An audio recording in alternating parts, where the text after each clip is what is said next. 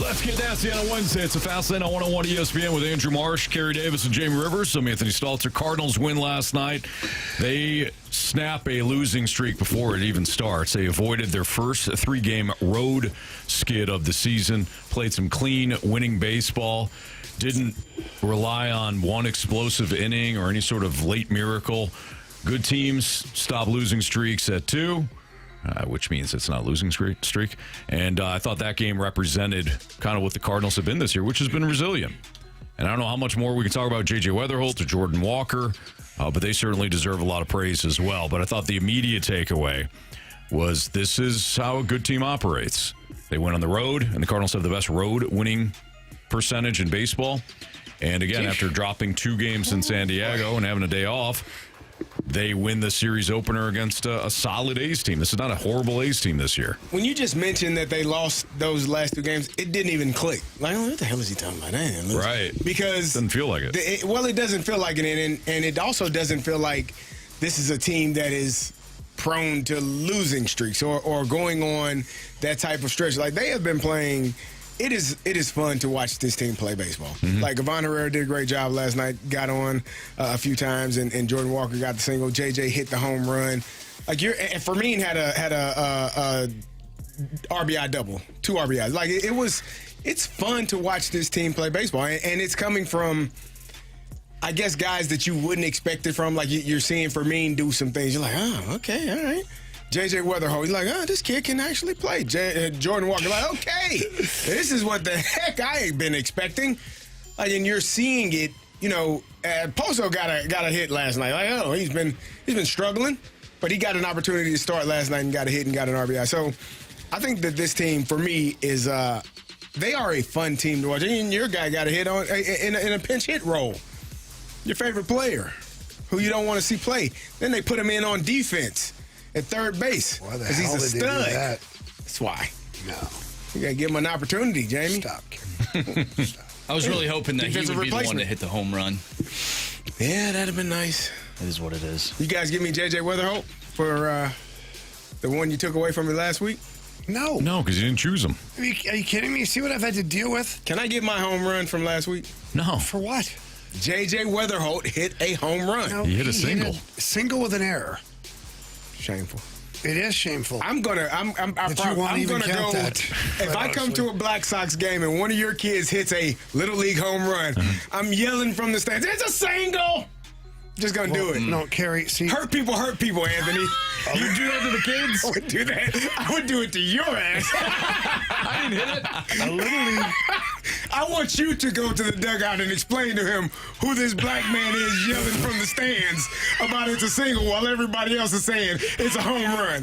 You explain it to him. And you explain why you did that to him. Son, sit down. Say, and I want you to approach and say, son, about that angry black man. Yeah, that's what you say. Listen, kid. I actually know him. It's okay. He's a really good guy. He's just hurt right now. Yeah. He feels as He's though. mad because his guy There you go. a single into an error and thought that should be a home run. And Anthony told me it was You not. hit the ball. You hit the ball. And ran really fast. And they didn't get it. So A lot of way singles different. last Much night for the different. Black Sox. we did have some home runs in the first inning. What was the final score, Anthony? 18-16 for Black Sox. Oh! Yeah, Let's now, go. How about the Soko Sox? Yeah, the Soko Sox tried very hard. Very hard. Good team. We were up 15-4 at one point. Wow, it's nice you let him back in. Maybe even 15-1. Got a little sloppy at the end. But nonetheless, Did our texter say hi to you? I don't know. They got Somebody complacent. did. One of the coaches did. He's a listener of the show. Okay. So shout out to both Sox last night. But the Black Sox did Turned into a heck of a game. emerge victorious. Yeah, we can swing them. What was the spread? They were favored by 10. Yeah, so Just outright making win. sure. Yeah, they were favored by 10. Yeah, they were a 3-1 team. So we're 2-1. Feel pretty good. The only team we lost to is unbeaten. So yeah, boys swinging pretty well. Just like those Cardinals last night. let's Mark. go. Just like those Cardinals. I expect the Cardinals, and I did not think that I would ever feel this way in 2026. I expect them to win every time they take the field. Why? Oh, boy. You know what's funny? I'm being genuine when I say that. I was about to say, I think you're being serious right now. I am. Which honestly, I don't blame you. Because like Carey said at the start, I had to check myself, too, to realize, okay, that could have been a losing streak that started last night on the road because they dropped the 2 in San Diego. But it didn't feel that way. No, great start. 4 runs in the first. I expected them to rebound, and that's exactly what they did. How about the road the road victories, though? They're 14-7 on the road this year. It's been highly impressive. And Andre Palante, I thought he was, he wasn't dominant by any stretch of the imagination. I thought he was good enough. 5 innings, 3 runs, 4 strikeouts. Another example of, him just doing enough to make sure that the team doesn't blow the lead and pick up a win. I thought the bullpen continues to hold things together. Positive sign again. 4 relievers combined to finish the game. Riley O'Brien picked up his 12th save. So excellent all the way around. Good game, man. Good game. Good job by the Cardinals. Soriano had me a little nervous there for a minute, but how things figure themselves out. You know what is perhaps most impressive about this team, especially the offense? If you look at the way the Cardinals scored last night, the singles, doubles, situational hitting, and 1 home run. They continue to have a complete offense. I can't remember the last time the Cardinals had a complete offense. Well, it's kind of a running joke now. I just keep taking Herrera, and he doesn't get home runs. But he's on base every freaking game. And he's nailing the ball. He's hitting the ball well. And to your point, they're not reliant. Like we used to say a couple of years ago, well, you need a couple of guys. You need those guys who touch seats. Otherwise you got to put a crooked number up. Yeah. And we believe that to be true. And so did most of baseball. And here we are with the Cardinals, who have a couple of guys who touch seats. But for the most part, it's single, double, stolen base, single, double, stolen base. I'm actually going to look this up. Do you guys know where they are home run wise? I think they're top 10. As a team? They are doing pretty well with the long ball this year. They are 12th right now. Okay, so they they're have out of 47 home runs, but they're 12th. But is Weatherholt leading now?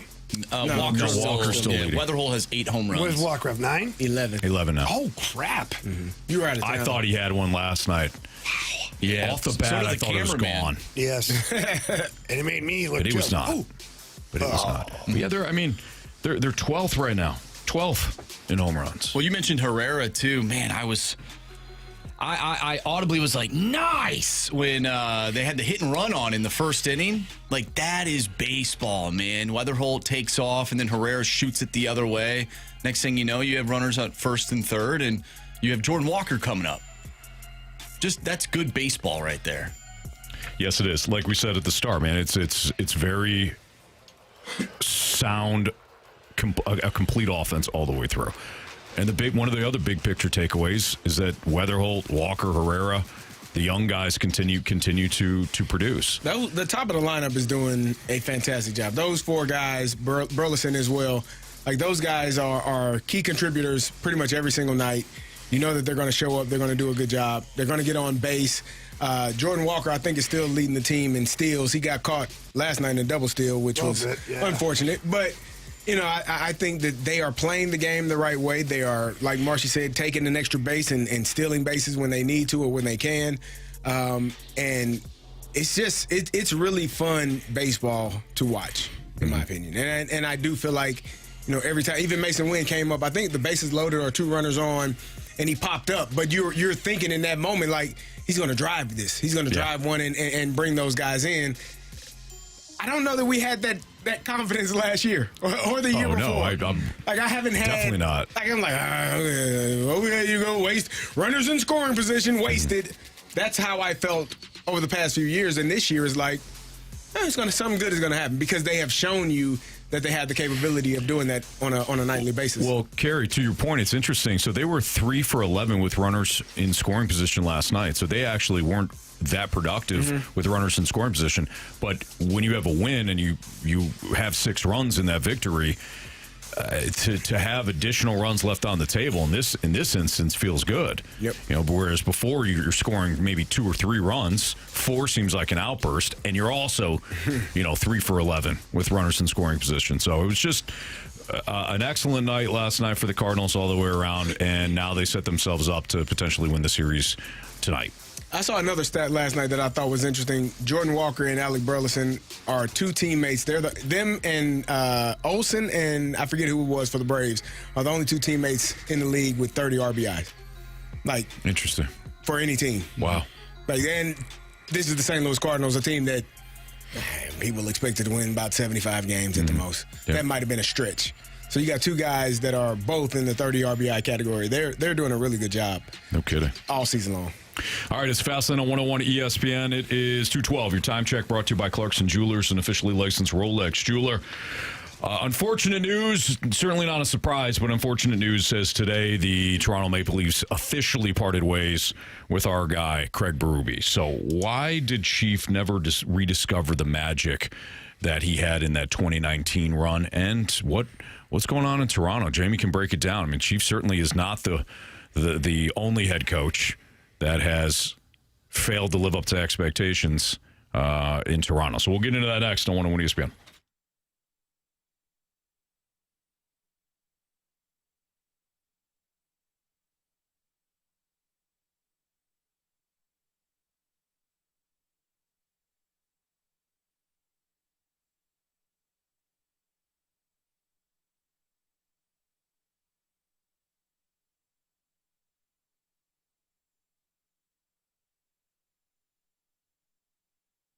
Yeah, spring is here, summer right around the corner.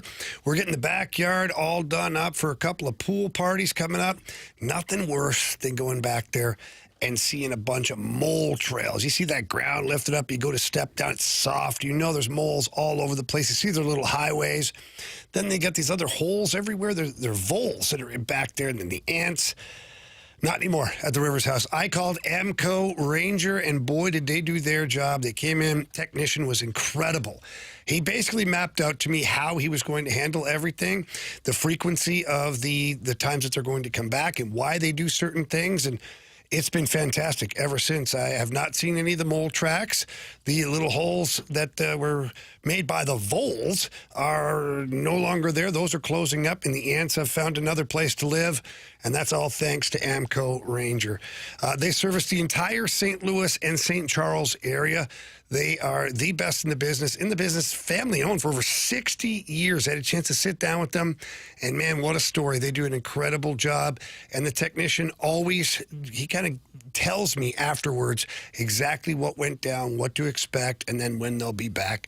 It really is by far the best company I've ever used. So give them a call. Tell them Jamie Rivers sent you in. That number, 636-441-2847.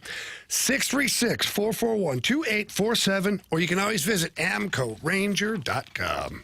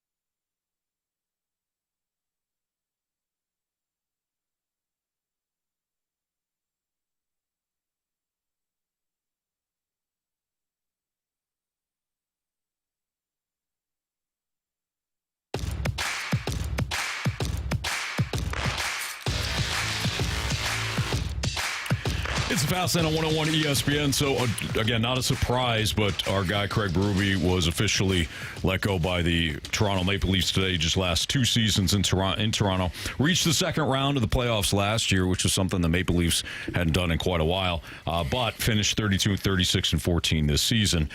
Before we get into the just kind of what has happened with Chief since 2019, Jamie, Craig Berube is not the only head coach that has taken over in Toronto, and things have ultimately not gone well.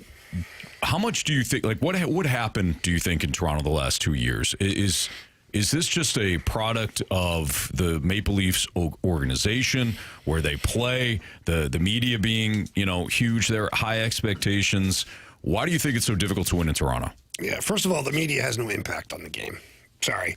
All those people want to cry about it that play there. It's so hard. Yeah, I've never seen the media make you miss an open net, miss a back check, miss a hit. Like, yeah. The media doesn't do that to you.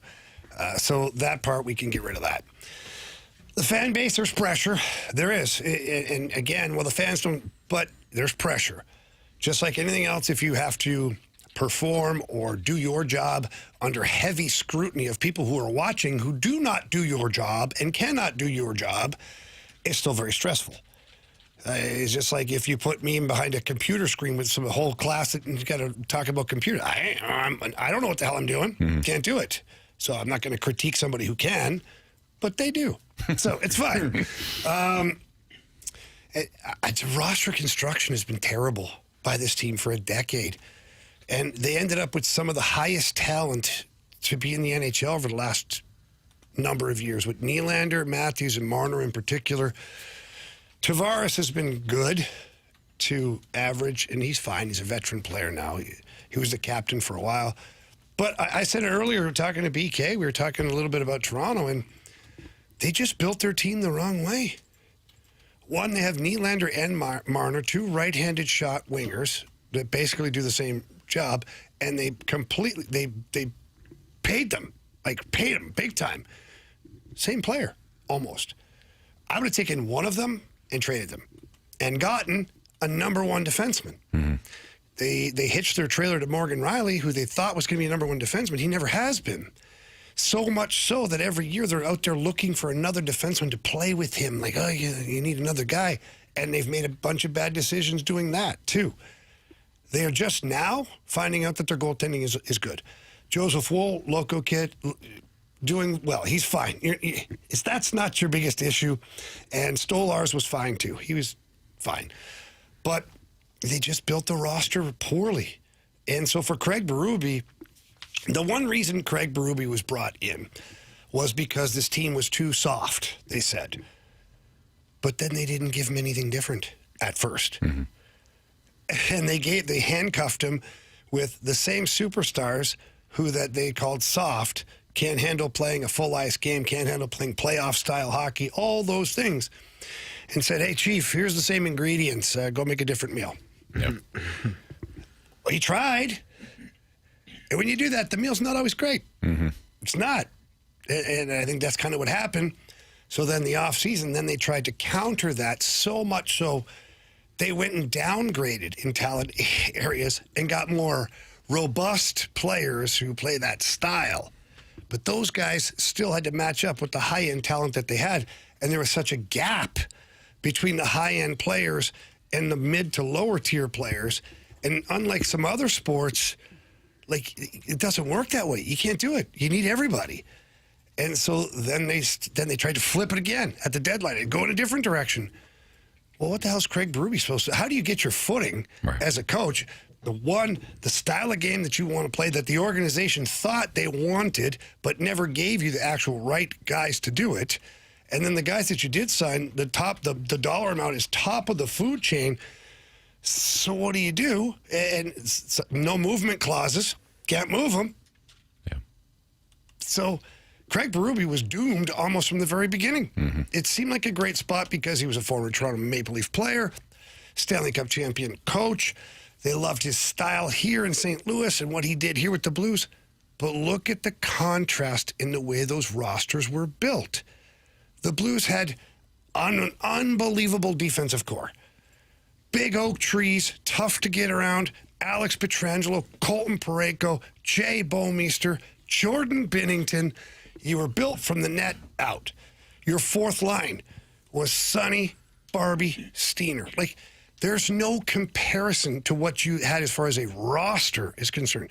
Now, the Blues never had anybody like Austin Matthews, William Nylander, or Mitch Marner. 100-point plus, didn't have those guys. So what do? You have to play a more sound defensive game, better puck management.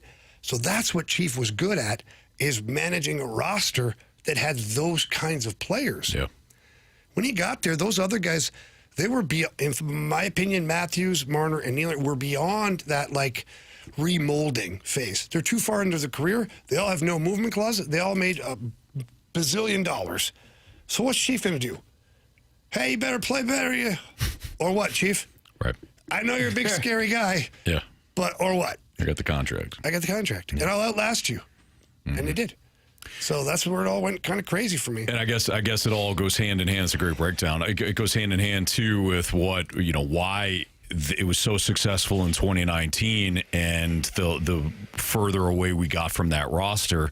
Obviously, the worse the team played under Craig Berube, leading to Army doing something he really didn't want to do, which was to let Chief go, and then he goes to Toronto, and like you said, it just they couldn't recapture that. They thought it was automatically going to turn into the 2019 Blues. Yeah, and because you added Craig Berube. Just because you had Craig Berube. It doesn't matter. Like, if you don't have the right roster, it makes no difference who that coach is. Bruce Cassidy in Toronto, Craig Berube, like, name your coach. The success will not be there if the roster doesn't have an identity. Mm-hmm. And the high-flying Leafs were awesome regular season. And we know what happened in the playoffs. They ran into the Lightning, who had all the talent and the grit. They ran into the Boston Bruins, who had talent and grit. And then they ran into the Florida Panthers a couple of years in a row. They did not have a chance. Yeah. What are you supposed to do? All right. It's Fastlane on 101 at ESPN. Again, Craig Berube was let go by the Toronto Maple Leafs. Good luck to them. I don't know what you do. I don't know what you do now. I don't know what the pivot is. I don't know if they're, like you said, you can you can hire somebody that can facilitate a lot of what they do well, which is offense. But if you get to the playoffs, you're not going to be able to outscore opponents. The only thing you can do if you're John Chaika and Matt Sundin now is you sit down with Austin Matthews and you basically tell him his time in Toronto's done. Where would you like to go? Like, we're rebuilding, so. Austin, you're fine to stay in Toronto. We love you. You're the captain, but we're getting rid of everybody else. So do you want to be part of a rebuild, or would you like to go try and win a championship somewhere? Mm-hmm. Odds are the player's going to say, one, I've had enough of Toronto. Love you guys. Take care. Comb your hair. Find me a contender. Yeah. And then you can get a younger coach, like a David Carl out of Denver. He's you give him a good young, he's unbelievable. You give him a good young team with Toronto, who's now shed some of the salary cap, with very deep pockets, willing to spend over the next 4 or 5 years, and you actually truly build a competitive roster. What's next for Chief? If I was Chief, maybe. I wouldn't even do that. He's making $5 million a year right now. He'd get 2 more years. It wasn't 3, it was 2. He's got $10 million. Chief's in his 60s. I'm not saying go back and retire, but whoa. I would be like, I'm going to go sit on the beach for a year. Mm-hmm. Relax. Now, he won't do that. Chief loves the game of hockey. He's married to the game of hockey in many ways. And so he'll be back soon, probably on TNT for a little bit. Mm-hmm. And it's not like he won't find a job. And there will be an opening. There always is. Mm-hmm. There always is. And the next time there's an opening, I think Chief is going to look at the roster, maybe a little more in depth, and pick his spot more so than just going to maybe the most popular one. Mm-hmm.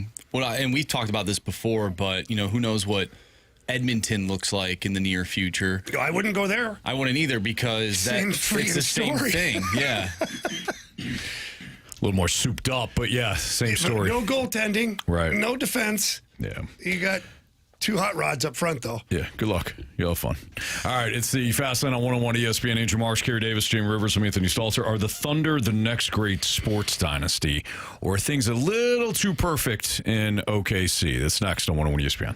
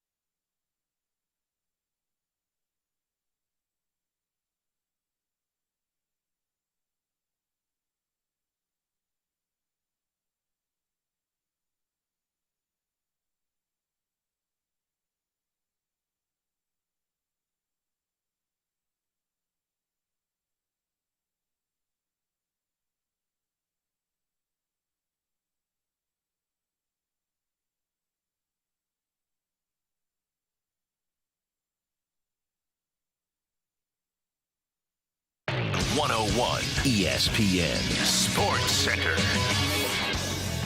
I'm Andrew Marsh. It's time for a Sports Center update brought to you by Saliga Heating and Cooling. The Cardinals take down the Athletics last night by a final score of 6-4. Matthew Liberatore is on the mound tonight for the Cardinals, going up against JT Ginn.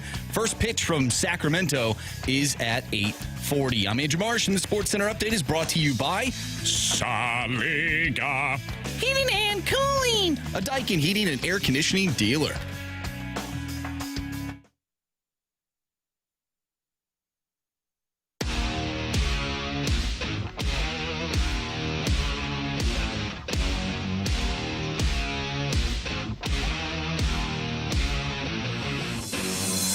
It's the Fast Lane on 101 ESPN with Andrew Marsh, Carey Davis, and Jamie Rivers. I'm Anthony Stalter. ESPN.com put together a breakdown of the Oklahoma City Thunder, and I thought it was a fantastic read. It's a little bit longer, but the article was not just about basketball, but it was about organizational culture, modern power, and the thesis of the article was that, you know, the Thunder have created an environment that has been so intentional, so ordered, and almost like psychologically aligned that winning has become inevitable. Mm-hmm. It's not guaranteed, of course. There's nothing. It's not like they're doing anything that special. But like the towels are all organized the same way. The basketballs are organized the same ways.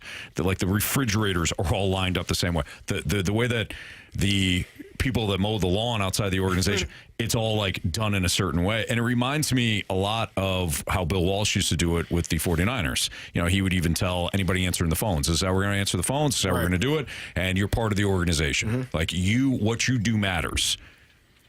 So one of my questions is, are the Thunder the next great sports dynasty? And how long can this go? Because they've only won one first, so they're not a dynasty yet. Right. But the way that they're set up and the way that they do things, it does feel like this could be a Spurs-type dynasty for the long haul.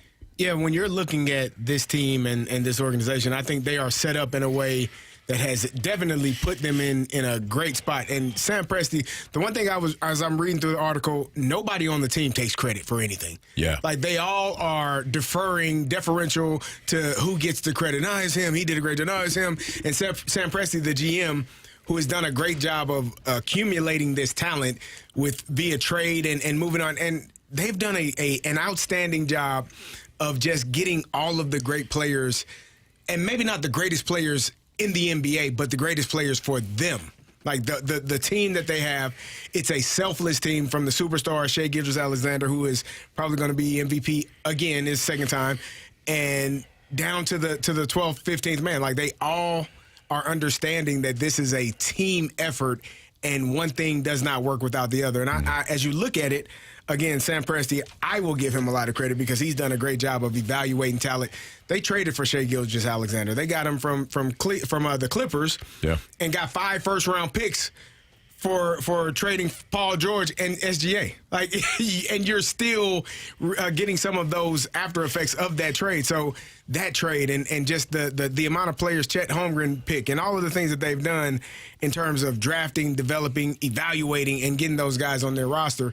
But I think it's all the same mindset. And I think on any like great team or dynasty-led team, your best player has to be able to be coached and not be treated in a way that is, you're the best player. Mm-hmm. Like, I think Steph Curry is deferential in that way. He's like, hey, we're all here.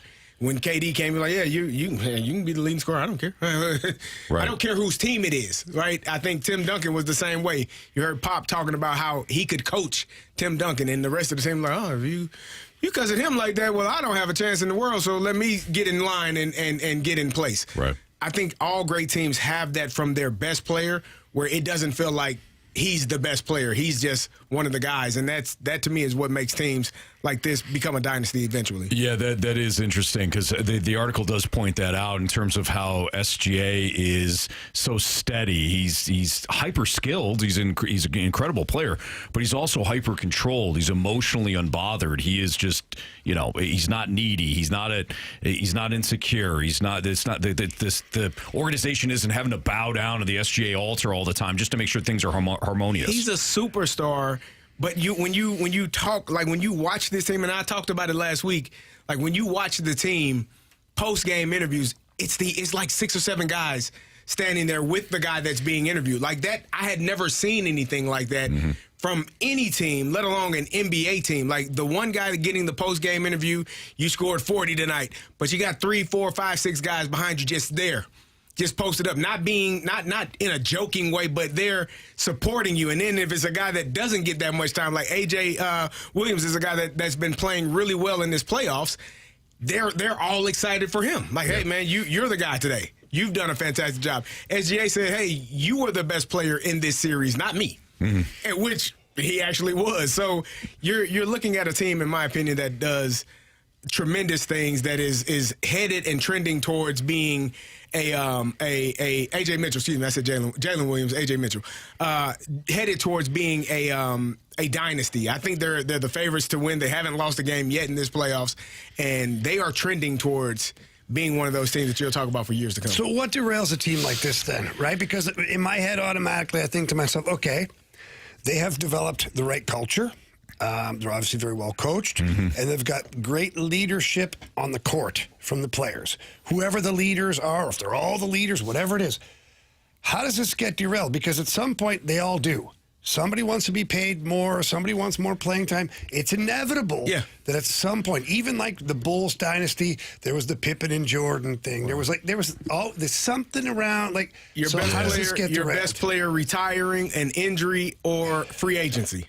Like, I think that those are the things that can derail a dynasty. Yeah. I mean, you talk about Jordan and that dynasty. When Jordan retired, there ain't no more dynasty. No. KD There's gets injured. Always like the little bit of the rivalry there. Yeah, but now there's more so than ever. I think that was a rivalry more between outside. paychecks. I think that was more outside than inside. I think inside, those guys knew this is what this is, and let's bring it into 1A, 1B. today's modern day times. It's like if you and I are scoring the same amount of points-ish, same time on the court, but you're being paid $10 million more than me, that's how it starts. Bingo. I think all of the recent dynasties outside of the Spurs started to collapse because of credit.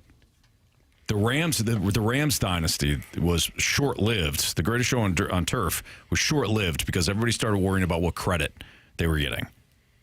The Seahawks started to complain about a lot of the defensive guys. Everybody got paid. Made it Russell Wilson's team. But they hated the fact that there was this shift, that Pete Carroll and the organization was like shifting more toward Russell Wilson, right? So I think you're spot on. Is it the attention or the paycheck? Because I think nowadays, more so than ever, it's the paycheck. Same. It's recognition in a different way. Yeah, it's credit, it's recognition, it's, I'm doing so much more. Whether you want to quantify it as a paycheck or praise within the media, I feel as though that every either great dynasty, endorsement deals, or it's really the short-lived dynasty. It's not necessarily the Patriots. Eventually, it started like Belichick or Brady, right? It's like the Spurs, to me, are the last real dynasty in basketball. They just kind of not died out, but they got old because they got old. Duncan couldn't play it. And they were done. But the way they built that, every year you didn't hear any of this crap. Maybe it was Greg Popovich, and maybe it was Tim Duncan who fell in line so nicely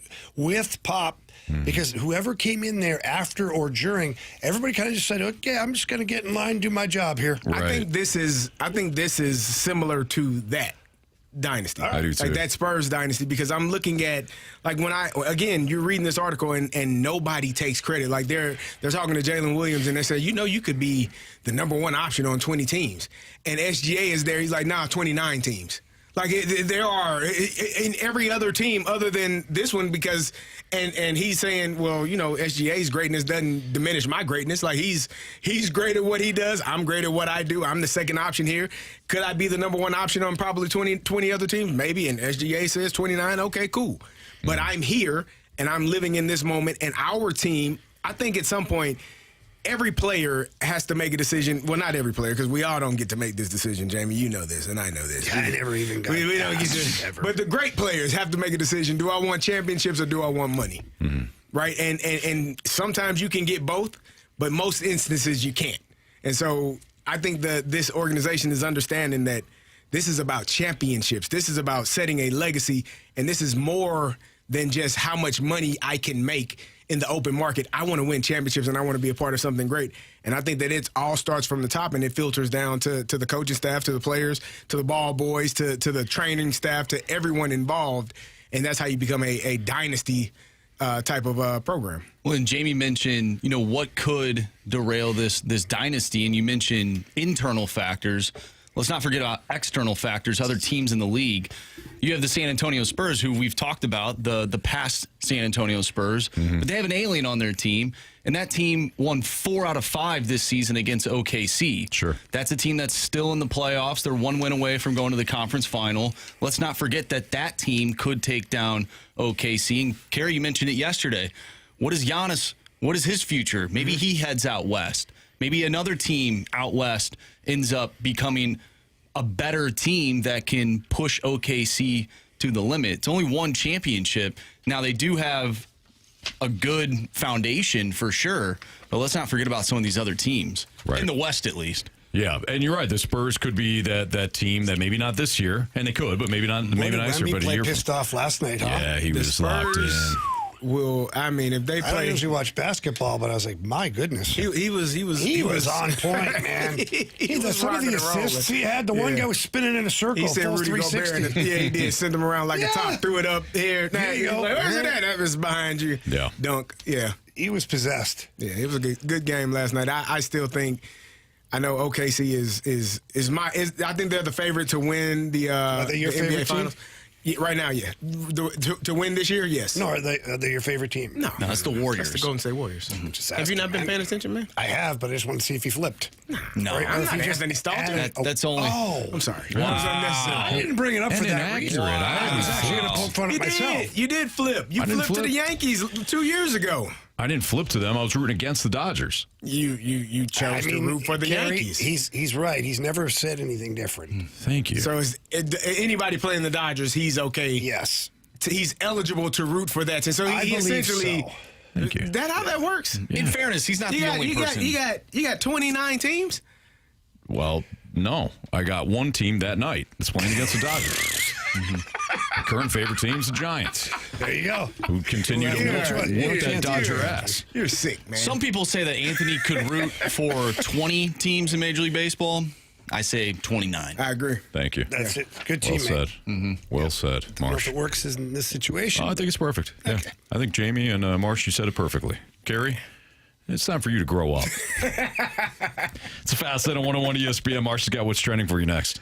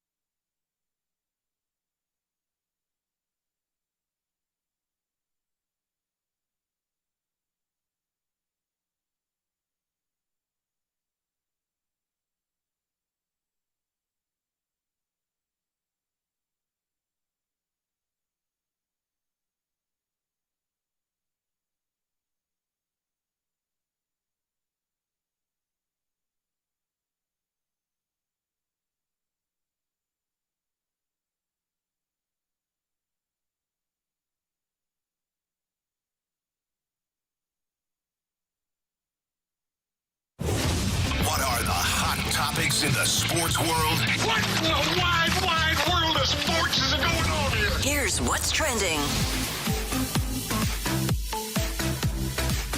Welcome back to the Fast Lane here on 101 ESPN with Anthony Stalter, Jamie Rivers, and Carey Davis. I'm Andrew Marsh, and it's time for What's Trending. Gentlemen, Matthew Schaefer of the New York Islanders has won the 2025-2026 Calder Trophy as the best rookie in the NHL this season. Coming in second, Ivan Demidov of the Montreal Canadiens, who are still playing right now, and they lost to the Buffalo Sabres last night. I have no idea how, because Buffalo took 1 million penalties last night. Maybe we'll talk about that later. Coming in third place, Beckett Seneke of the Anaheim Ducks, who's having a nice playoff run. Jakub Dobeš, Montreal, number 4. And Jimmy Snuggerud of your St. Louis Blues came in 5th in the Calder Trophy voting. Thoughts on Jimmy Snuggerud and his season and finishing 5th in the Calder Trophy voting? Outstanding.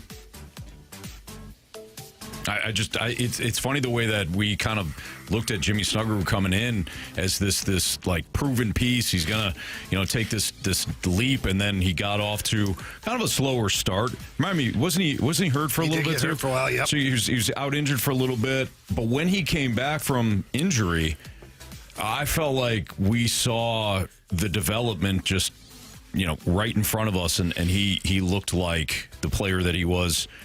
With the cup on that cup of coffee the prior year. What? We're good. I don't want to step on Carey's toes. No. I mean, I know I'm the hockey guy, and I've taught you everything you know, but you can handle this. All right. Well, I appreciate that, and always thank you for your service. Not a problem.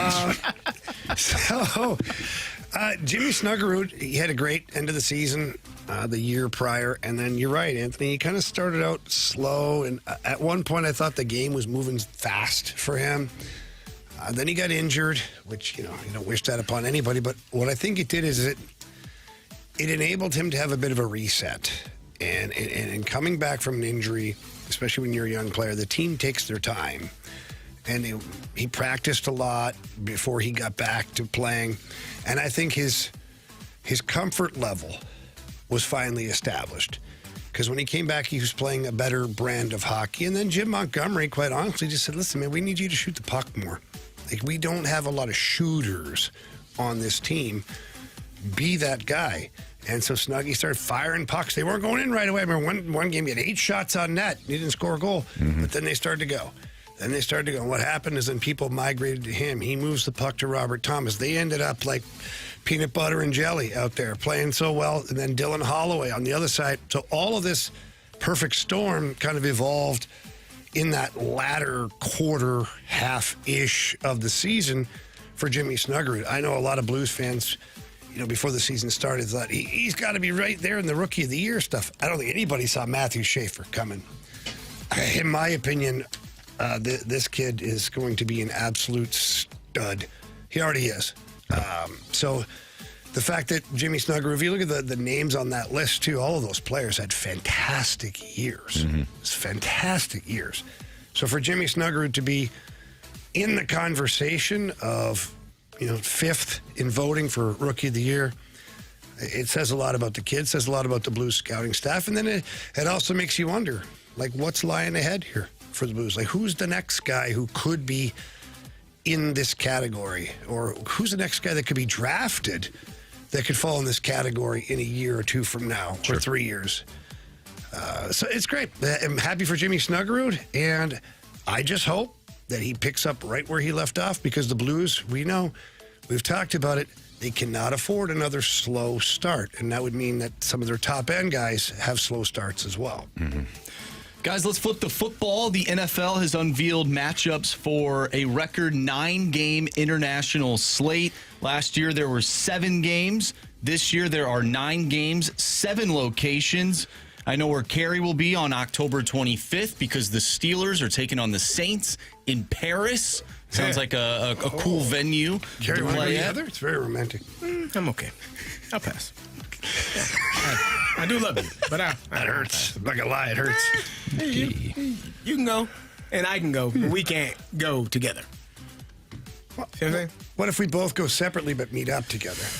They have with a our great little significant others, restaurant. sure. They got a great restaurant that is like right underneath overlooking the Eiffel Tower. I'll probably go watch the game. Quiet. It's nice. They They got a great wine list I'm there. okay. I appreciate the offer. I'm going to pass, dog. Then we'll go do manly things like watch football. Now, Jamie, you might want to save your trip to Paris because the following week, your Patriots will be taking on your Lions in Week 10 in Munich. Oh, man. Give me that Oktoberfest, baby. Let's go. So 9 games. This is the Wait most. now. If we can do a show over there, I'll gladly go. I'll talk to my people. Take a week, We go over.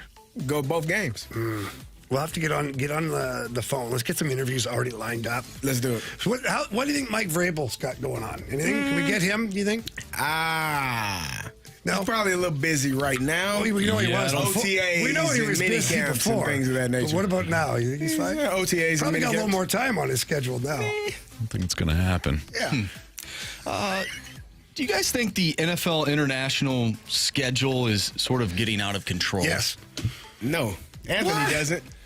Anthony I do. loves waking up I at do 9 a.m. on yeah. Sunday morning and watching Well- that foosball. See, for me, I'm already up. But for me and for the league, because obviously the league wants to expand the game as much as possible, yeah, great. But for I'm the players all for and the coaches and all I that, ain't sometimes playing. you're dealing with the time zones. Sometimes you're dealing with losing a home game. Yeah. I mean, well, you are. Not sometimes. You are losing a home game if you're the designated home team in those situations. So I wouldn't necessarily love it if I was a teamer on the coaching I staff. told you I played a preseason game in Tokyo, and it was awful. Not the game itself, but like the time. Like I think we were there for. I don't even know if we were there for a week. So like getting adapted to the time. We flew from Atlanta, Eastern time zone to Tokyo. Like, okay. And by the time, like I just remember when I was not practicing, I was sleeping. Like I couldn't. I was so tired. Like when we weren't at practice, I was asleep. Yeah. And then obviously we played the game, and then we left. And then when we got back to Atlanta, I had to adapt back to the time. I almost missed the meeting. Like I was asleep. Like I was like, I'm tired. I don't. So the time, and I know most of those teams get a bye week after that international game, which that helps. But just the time adapting to the new time is it's got to be difficult on your body. Yeah, I would think so. All right, it's Fast Lane on 101 ESPN. We will talk to Brad Thompson in about 20 minutes or so, but coming up next, how can the Blues be creative this offseason? That's next on 101 ESPN.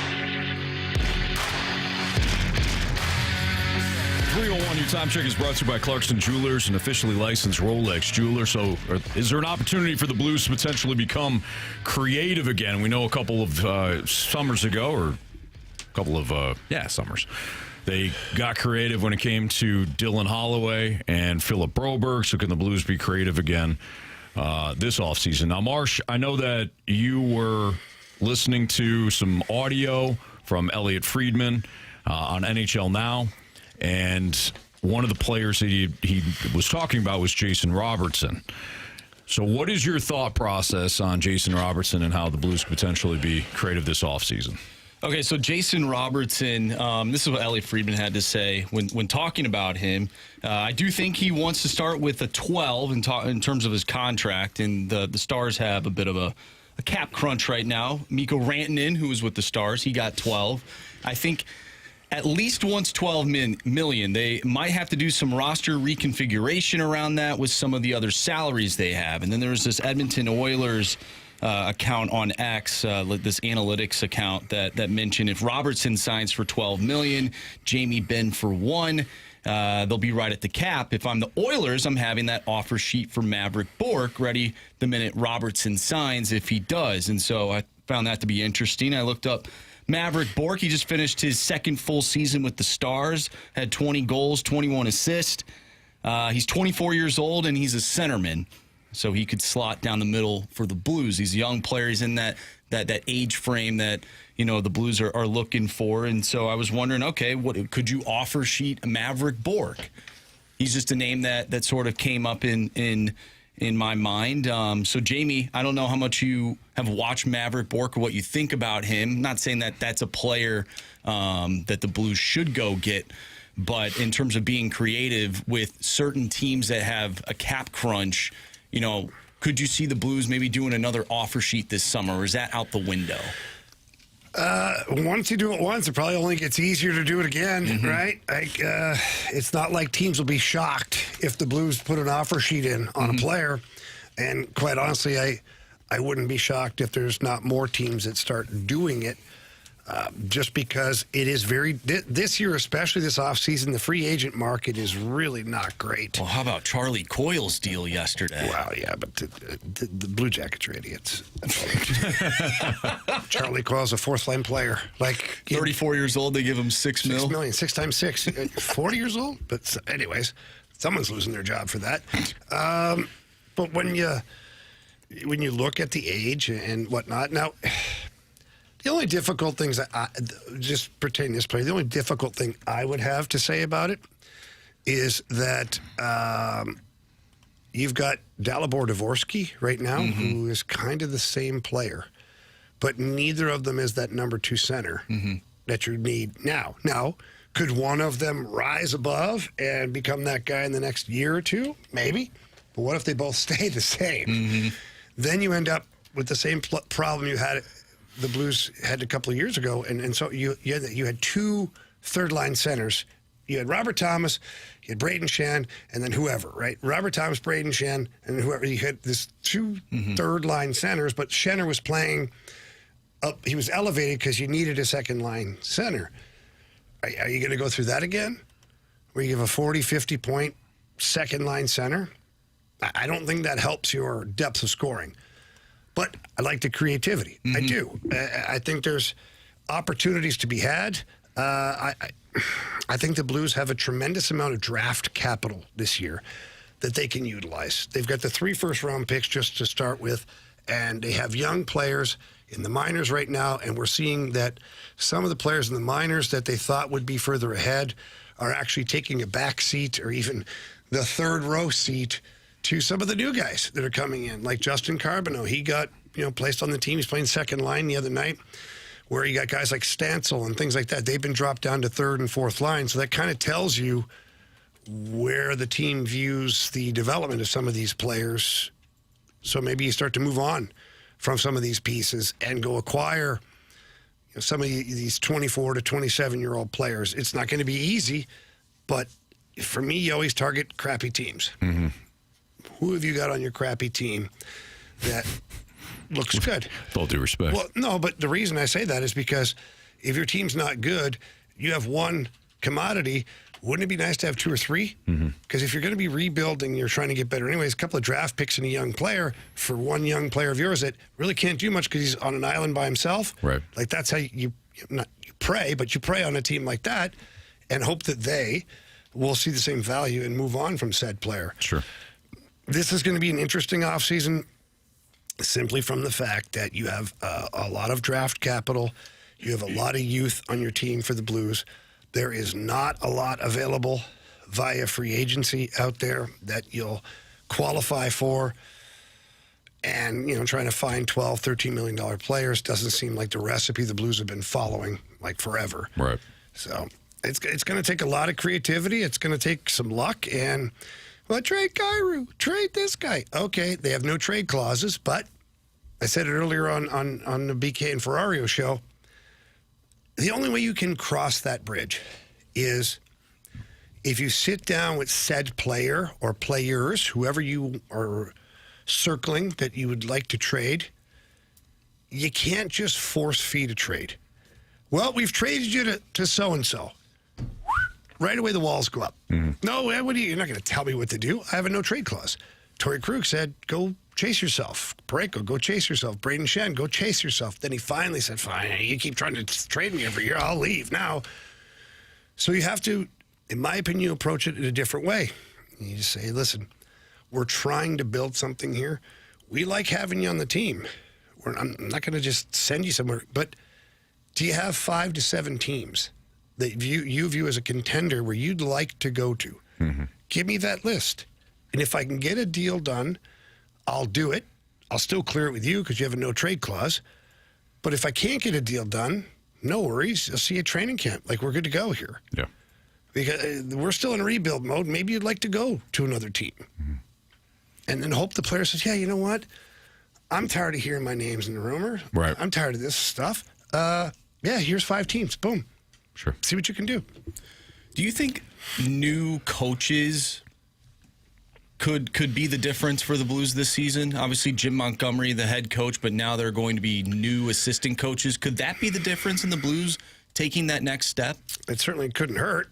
I'm sure that, I'm sure Jim Montgomery would like to have the benefit of a couple of really good coaches. And I'm not saying that Webby wasn't a good coach. I'm not saying that Claude Julien, obviously he's the Stanley Cup champion, and Steve Ott. We're seeing now why they asked Steve Ott about going down to the American Hockey League. It was not a demotion. It was an offer for him to see if he was ready to be a head coach. And we had him on this very show saying, I knew right away, like I was a head coach. And now Steve Ott's name, by the way, it will be in head coach rumors in the NHL next year. He will be getting interviews. But you lost that from your bench. You did. And so now you got Jim Montgomery, who needs desperate help with special teams, desperate help with defensive zone coverage. You cannot do it all by yourself. Like, no NFL head coach can do it on his own. Most of the time, the head coach position, you're there to oversee each department. And if you see something you don't like or you have something to add to it, that's when you intervene. And then when the game comes, you're managing the game at that point. So, yes, I think new coaches could be a big help in certain areas. Like, imagine if your special teams were on the top half of the league instead of both being the bottom half of the league. That's probably another couple of wins. It probably put you in the playoffs last year. Yeah. So that's how much it can make a difference. We talked about it before. The Leafs and Coach Craig Berube have parted ways after just 2 seasons. Had a full discussion on that, so feel free to check out the Dobbs Tire and Auto Center's 101 ESPN mobile app or 101ESPN.com for the podcast of the show, which, of course, is brought to you by Shaver Door Company. The Avalanche and Wild will continue their series tonight, Game 5, so the Avs could close things out against Minnesota and head to the Western Conference Finals, where they'll take on either Anaheim or Vegas. And that series now belongs to the Golden Knights, who are now up 3-2 following their 3-2 victory last night. I mentioned it earlier, but the Habs and Buffalo Sabres game last night was just pure entertainment. It seemed like Buffalo was just trying to hand it to the Canadiens last night, and I thought I mean, I don't know how Buffalo won that game. One, they got a lucky goal from Tage Thompson. How many times do you see that happen? That was a fun. That's a fun series to watch. I'm happy. I think it's the best series so far this year. You know, give Buffalo credit. Jamie broke down how insane that atmosphere is in Montreal, and it wasn't pretty, but the Sabres got a win. And they blocked a bunch of shots. Like Lindy Ruff is no fool as a head coach. He knows that in order to climb back into a series, especially in Montreal, you got a new goalie going in. Boys, you got to eat pucks. Mm-hmm. You've got to eat pucks tonight. And they did. They blocked so many shots. And when that happens, Montreal starts looking for bigger, better plays. And I thought on their power play, that's what they did wrong. Mm-hmm. Like Lane Hutson's a hell of a defenseman, but he is so spastic out there at times where nobody knows where he's going with the puck, including his own teammates. And then he's passing them the puck, and they're not ready for it. So that nullifies the one-timer. It nullifies other opportunities. It just wasn't the right game for them. And Zach Benson scores a goal last night for the Sabres. He's been incredible. The year that he was drafted 13th, which was a few picks after Dalibor Dvorsky. But for Blues fans out there who are like, oh, no, we have we're out of the top 10. Like, you can get solid players outside of the top 10 in a draft. Right. All right, it's Fastlane on 101 ESPN, and we'll break down last night's win for the Cardinals with our guy Brad Thompson here at the Fastlane on 101 ESPN.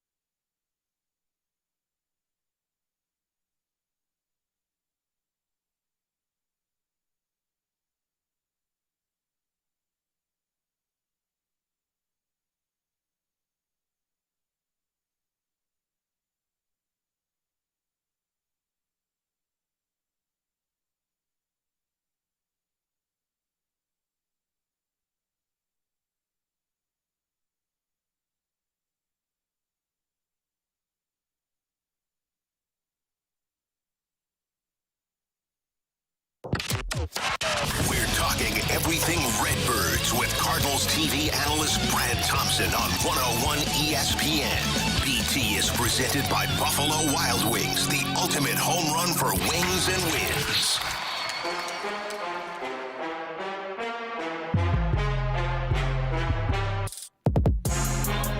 It's a Fast Lane on 101 ESPN with Andrew Marsh, Carey Davis, and Jamie Rivers. I'm Anthony Stalter. Let's head to the Collier and Thompson phone line. We're joined by our guy, Brad Thompson. Of course, you can hear him, watch him on Cardinals TV, including tonight as the Cardinals continue their series against the A's. BT, how are you?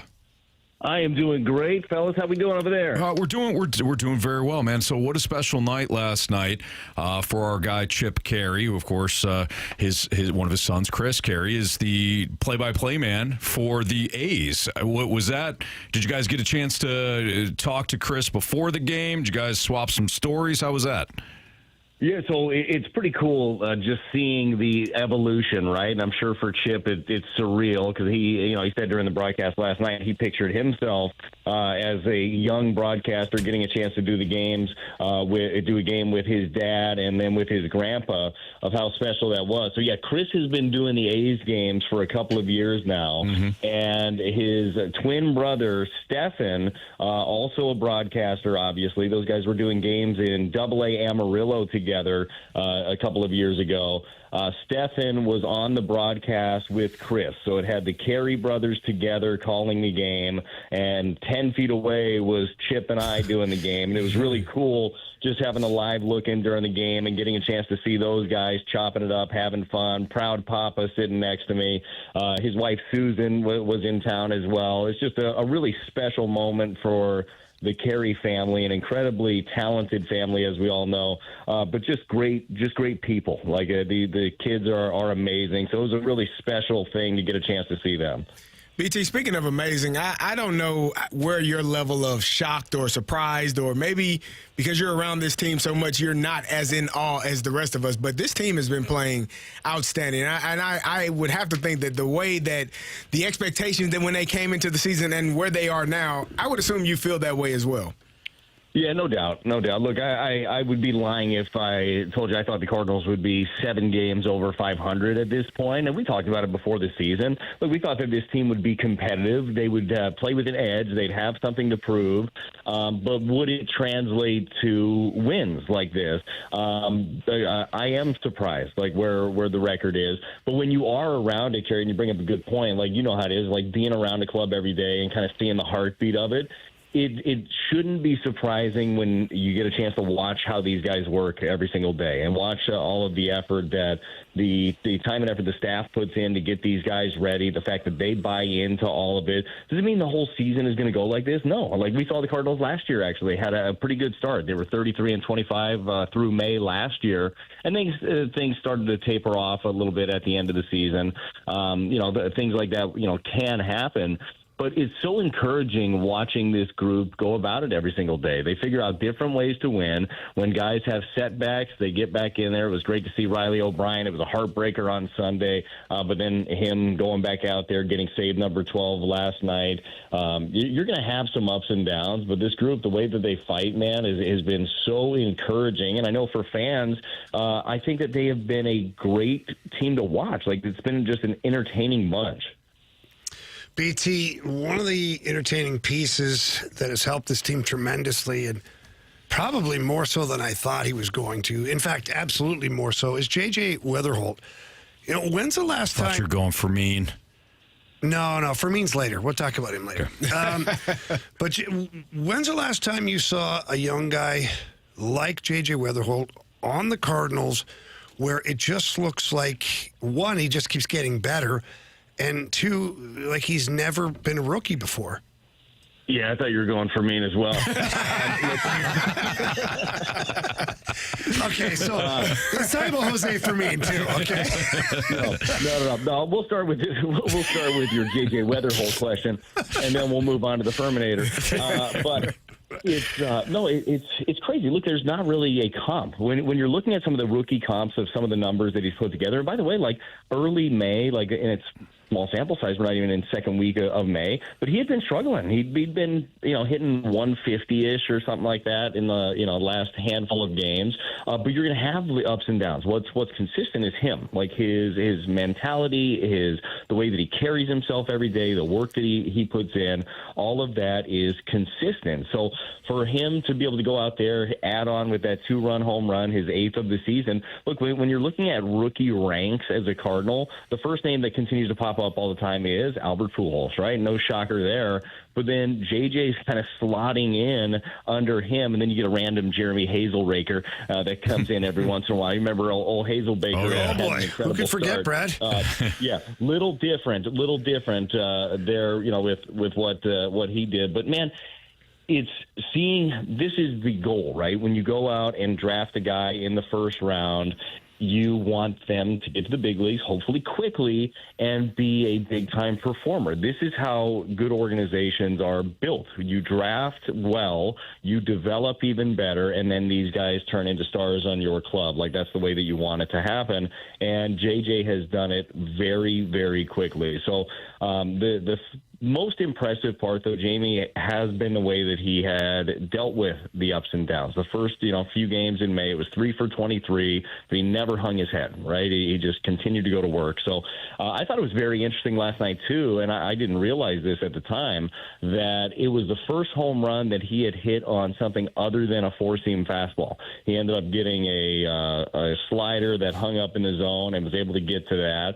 And that's going to be the evolution for him, too, is he's going to get pitched differently. He is gone are the days of you got a rookie off the top. Oh, let's just feed him heaters down the middle, see what he can do with it. No, like they're gonna dig in and see if they can get him to get himself out. And I think overall he's done a really good job of that, too. He's selective, a lot like we saw with Matt Carpenter for years. And we saw this with Brendan Donovan, too. Guys at the top of the lineup that even if they got down 0-1 or 0-2, all of a sudden you look up, it's 1-2, 2-2, 3-2, foul few off, draw a walk, get a hit. Like, he's just pesky at the top and seems like a great fit there. We're chatting with our guy, Brad Thompson of the Cardinals TV network here on 101 ESPN. BT, Matthew Liberatore goes tonight, and it didn't seem like it was that long ago where the issues from a year ago were starting to pop up. He wasn't pitching deep into games. And, of course, he's got the Dodgers and the Padres. So it's like, good luck, kid. And he pitched well. He pitched very well in both of those games. Are you seeing a more confident Liberatore? And are you seeing somebody that might be attacking hitters more freely now? Well, so I don't think that he's any more confident necessarily, because I don't think that he had to be. I feel like his confidence is always there. It always looks like you're more confident when you're having success, right?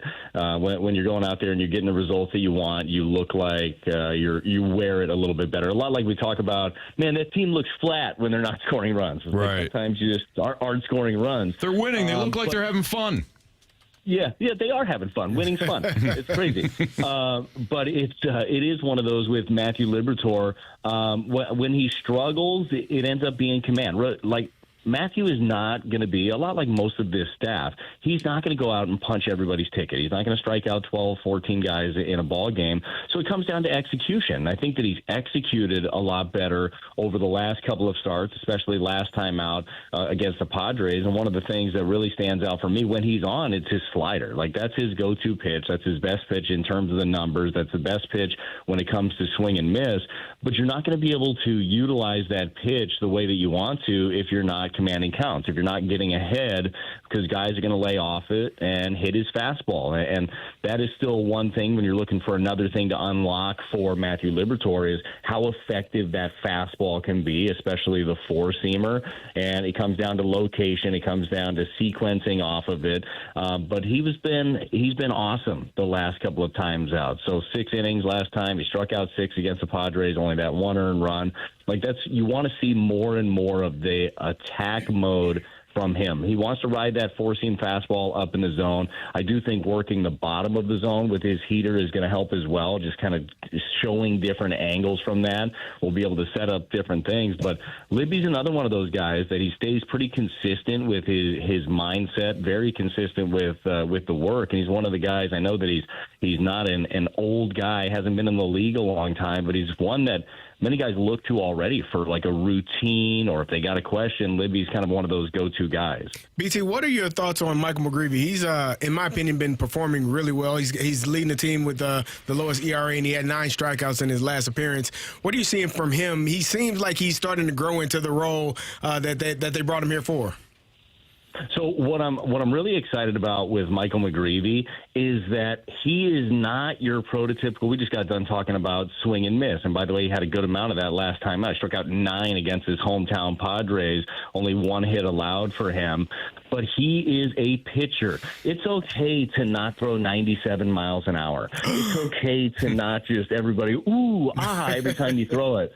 The old adage, nobody cares how hard you throw ball 4. This guy doesn't throw ball 4 like very often, right? So what I love about him is he knows how to use his arsenal. He's got 7 different pitches. As a hitter, you're trying to think through, okay, all right, what's he going to do here? What are his tendencies in this?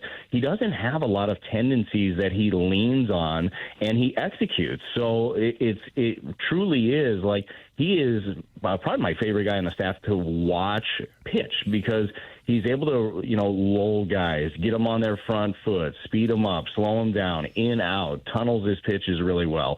Like, the reason he's having success, it's not that he's punching everybody's ticket. It's that he's just going after these guys. He'll use the defense behind him, and he is confident in everything in his arsenal at any time. Like, it doesn't matter what pitch comm is going to be saying in his ear.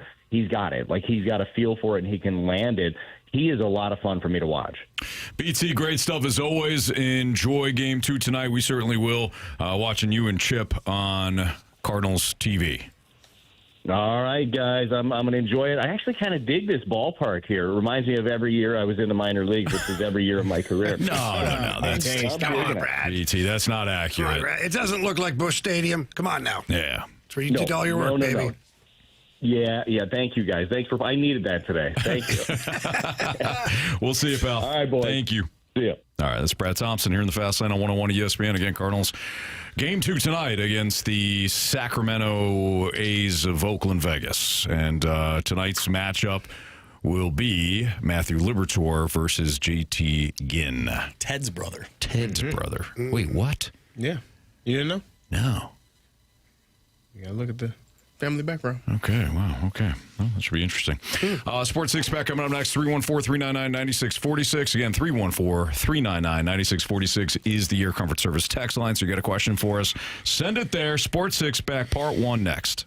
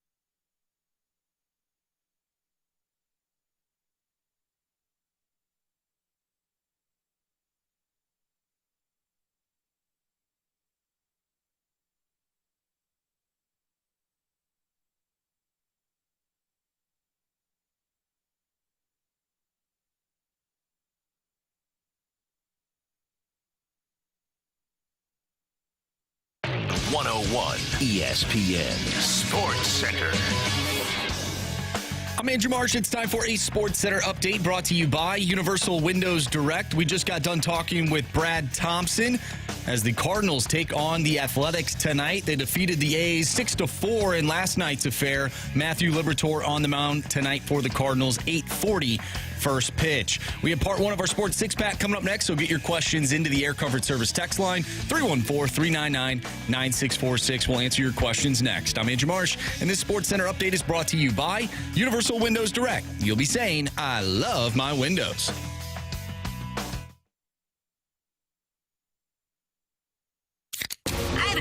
It's time for the Fast Lane to answer your sports questions. I want to ask you a bunch of questions, and I want to have them answered immediately. Asking me all these weird questions. Answer the question. Answer the question. Answer me! Refreshed by Urban Chestnut. Urban Chestnut's Swickle Light Premium Light Beer. Live your lifestyle, St. Louis.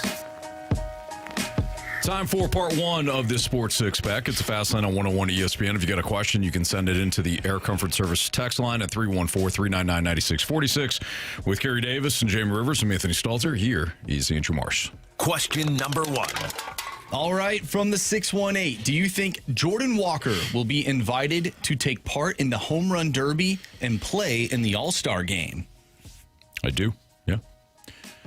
He really has, he had that like 1 week where he slowed down a little bit, but he made some adjustments and started contributing again in a big way. He's one of the best storylines thus far in Major League Baseball. Now, we still got a ways to go here before the All-Star game. I got the rest of this month and then all of June. So things can Get some time. Yeah, things can go downhill in a hurry, but as of right now, yeah, I do. Yeah, I would agree. I don't know why I feel a little apprehensive of letting him compete in the home run derby. Mm-hmm. I just feel like let's not focus on that. You know, he's done so much work to be the hitter that he is this year, and not every hit's a home run, as we see. And because he, in my opinion, I'm not in the clubhouse, but because it feels like he's not focusing on that as much, he's making better contact and he's hitting the home runs. He's got more, the launch angle or whatever the hell you want to call it. I don't know if I want him standing in there just trying to rip home runs and then all of a sudden, old habits or bad habits. Maybe that's just me being silly, but I don't know. The rest of it I love. Not silly at all, Jamie. I was going to call you Anthony. You call me Lynn. I said, Jamie. Lynn Rivers. Lynn Rivers. There's not a Barry Rivers that I know. Rivers. I had a Aunt Lynn, but she wasn't Rivers. My apologies, Jamie. Yeah. Not a bad idea, Jamie. Oh, yes. Thank you, Carey. Way to go, guys. You're welcome. Question two, Marsh. Question number two. This one comes from Blue Blood. If the Blues do trade Jordan Bennington in the offseason, where would you like him to go? Like, where would you like to see him go? Edmonton, Detroit, etc. What do you think? Well, Detroit, they've got John Gibson. They're not going to trade for Jordan Bennington. I don't really want to see him in Edmonton. I don't think that roster is ready to win. And I think that what has happened to a lot of the goalies that have been there before might happen to Jordan Bennington. We've seen Jordan Bennington have some bumps in the road when the team around him doesn't play solid defensive hockey. There's only so much one guy can do. I don't know. There's an interesting one, by the way, is that the Florida Panthers would walk on Sergei Bobrovsky and bring in Jordan Bennington. Reason being, well, lots of reasons, is the Florida Panthers, that staff and everybody knows that Jordan Bennington can win big games, and that team is really well coached, and they've got a really good roster. I think if I was Jordan Bennington, I'd say, sign me up, please. And then they could walk away from Bobrovsky's $10 million contract, lower that to the 6.5 or whatever Bennington's got, and then go, I don't know, throw some more change around and keep building their roster. It's a crazy concept. I don't do something like that. I don't like it. We're fine in the West. I don't if I was like in the it East, at I all. wouldn't like it. I think we're seeing right now, in particularly these playoffs, these Stanley Cup playoffs, that it is important to have two good goaltenders. Mm-hmm. I'd keep them. But that wasn't the question. No, but I'm just saying it. What the hell, Marcia? You setting me up? Like, what? No. I was saying I'd keep them. I'm giving my own opinion. An answer that wasn't on the board. Well, it was a fill-in answer. I filled it in. I just got. You can do that. No, just go ahead. Fill it in. Make his own rules up. Do we have fill in the blank coming up? No, it proved me wrong today. That's right. Yeah. Wednesday. That should be interesting. Uh-oh. All right, I've already lost. Nah, he's a fair judge. Is he? Is he? Is he? Joined us yesterday. He's so good. Yeah. Always fun. Question 3, Marsh. Question number 3. Anthony, this one's for you. From 618, if or should I say, when the Cubs play the Dodgers in the NL Championship, who does Anthony root for? I felt dirty saying that, but I feel like it's inevitable It's a setup. this year. It's an absolute setup. I'll tell you what. I'll pivot to whoever comes out of the American League. That's the fill-in. You're filling in your answer. Marsh, There you go. Marsh laid well, I'm not going to root for the Cubs or the Dodgers. Why? So You're I'll from go Chicago? ahead and I'd rather root for the White Sox. So maybe the White Sox will make it this year. Maybe not ever Hey, again. they are in the AL Central race as Are of they? May 13th. Where are they in that race? I think they're second. Really? Yeah. Kind of a ahead, fun White team. Sox. They got a couple of young pitchers. Yeah, they're second right now. They're only 2 games back of Cleveland. Look at that.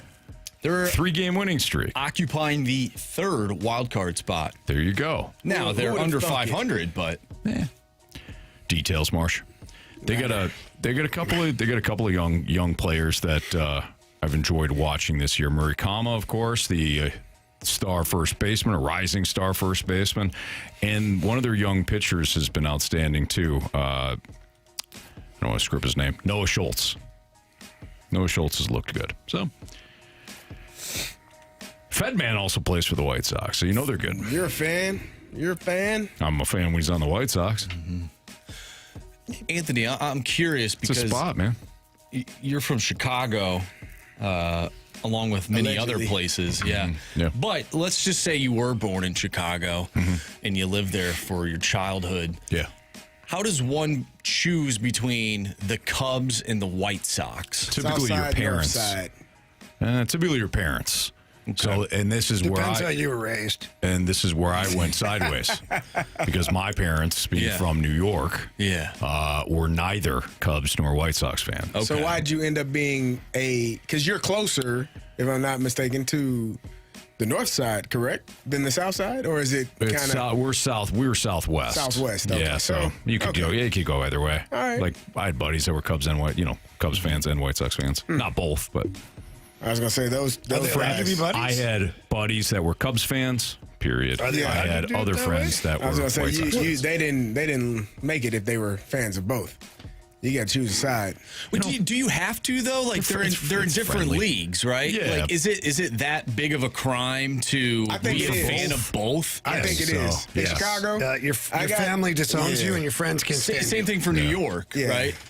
Yes. Yes. Yeah. You can't be a can't Mets be a- Okay. fan and a Yankees fan. No. or a Jets and a Giants No. fan. No. right? You can't. You got to pick your team. Yeah, those fan bases, all of them, right? Like the Cubs, White Sox, the Mets, Yankees, the Jets, Giants. They all look at the other side as if what's wrong with you. See, I think if the St. Louis Browns were still here, I think I'd be a fan of both the Browns and the Cardinals. And I the don't think Browns you were in would the be. American League. I don't know if we I can don't think you support can- two teams here. I don't know. I just don't know. Talking about, we got a free zoo. Yeah. No, but I just don't know if we could have another room for another stadium and everything. It'd be tough. Yeah. You know? What? What? What? I don't think we're doing 2 baseball teams. I'm with you, Jamie. Yeah. Yeah. Let's just stick with our Redbirds. 2 football teams. We it is. finally have one good team. Now you want to throw another one in the mix? Well, I don't want to see anybody competing with city soccer. Okay. 2 football teams. It is. Yeah. No, Anthony. we got one football team, and they're Anthony, just stick with me here. 2 football teams. We can do it. okay. We only have one. Well, I'm trying to get us 2. We're getting a few Are text you messages. working against us Why here? don't you get it? I'm trying. Why don't you get it, Jamie? Before the Fast lane second out. step. Nah, just jump in. Both feet. Yeah, I've done that before. I'm getting a few text messages about, why never Angels and Dodgers? We brought up the White Sox Nobody and cares about Cubs. the Angels. Yeah, nobody knows the Angels exist. Nobody cares about the Angels. There can't be a rivalry if one of them is irrelevant. Right. No, it just can't be. Yeah, outside of 2002. Yeah, that's. Is that the Rally Monkey? Mm-hmm. That was a good baseball team. They beat the Giants, didn't they? They did. Yeah, Barry Bonds. Where do you think that monkey is now? Man, Bonds Kent. Is that when what's the manager's name? His son almost got ran over. Dusty Baker. Dusty Baker's yeah, son. JT Snow Yeah. scooped him up. Yeah. Darren That's Baker. right, yeah. Little Darren Baker. He was going out to get that bat. He was That'd have hard been a bad charging. day, man. JT Snow coming blinders around. on, too. Oh, yeah. That kid was locked in. He was so locked. He was about to JT be Snow almost smoked. ran past him and then scooped him up with one arm. I just remember him patting JT Snow on the back.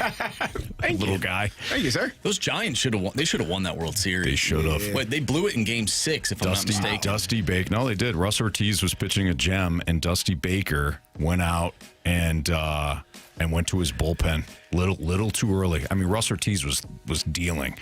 Then they got a lead, and it was Scott his pitch count Spezio. was up. I don't think Baker cared about that. Scott Spezio hit the big. I don't know if he hit a home run or a double. Got him back into the game. Giants were up in Game 7, and Angels came back. You got to hate when you take out your starter who is doing really well, and then you end up losing a playoff game. It's tough. Yeah, I know a lot and of. then everybody still reminds you of it. Sure. On the text line. Absolutely. Yeah. Yeah. I don't think that's Might have been a different scenario. Might have been. Yeah. I think that's how that went. Same outcome. Yeah, I true. think that's how that went. What? The Giants had more offense than the team that I think you're hypothetically speaking about. But I think that went, there was a pitcher later in that game that had a bad hand and didn't let someone know. And that, How selfish. indeed, selfish or, a guy that's working hard, man, trying to work through it. Sometimes you feel like you're the best option. Pitches, and you didn't realize that? are you hurt Somebody or else are you should've saw it. injured? He was hurt. Your He wasn't hand injured. bothering you? It is now. He just cost us a game. You know what? Because Anthony's a Giants fan, he was probably telling one of his friends, hey, don't worry, they got it. No, I did not. That's, Much like what happened in I 2022. was trying to help you, Marsh. You weren't there. The kid was unraveling that day. That's hard to believe. Is he falling apart? He was. Look, he was so trying to bless everything in the room. Oh, my. Yeah, Anthony had my. to tackle him. He was so upset that day. I just kept telling him, you're going to be fine. They're going to strike out Bryce Harper, and all's going to be well. They didn't do that. But you know what, Anthony? I'm good now. It only took 4 years, but here we are. I'm feeling good about You're this better team. now. You're healthy. I'm way better now. You're healthy mentally.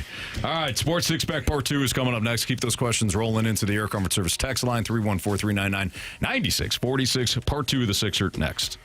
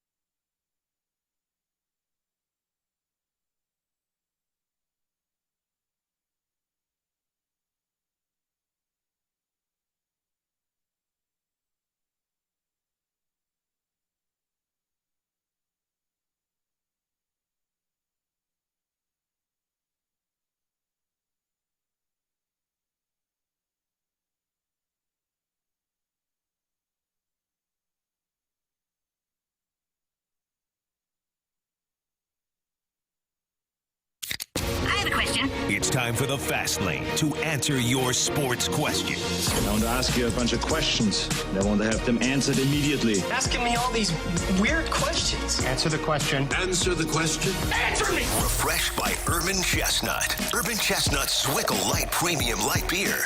Live your lifestyle, St. Louis.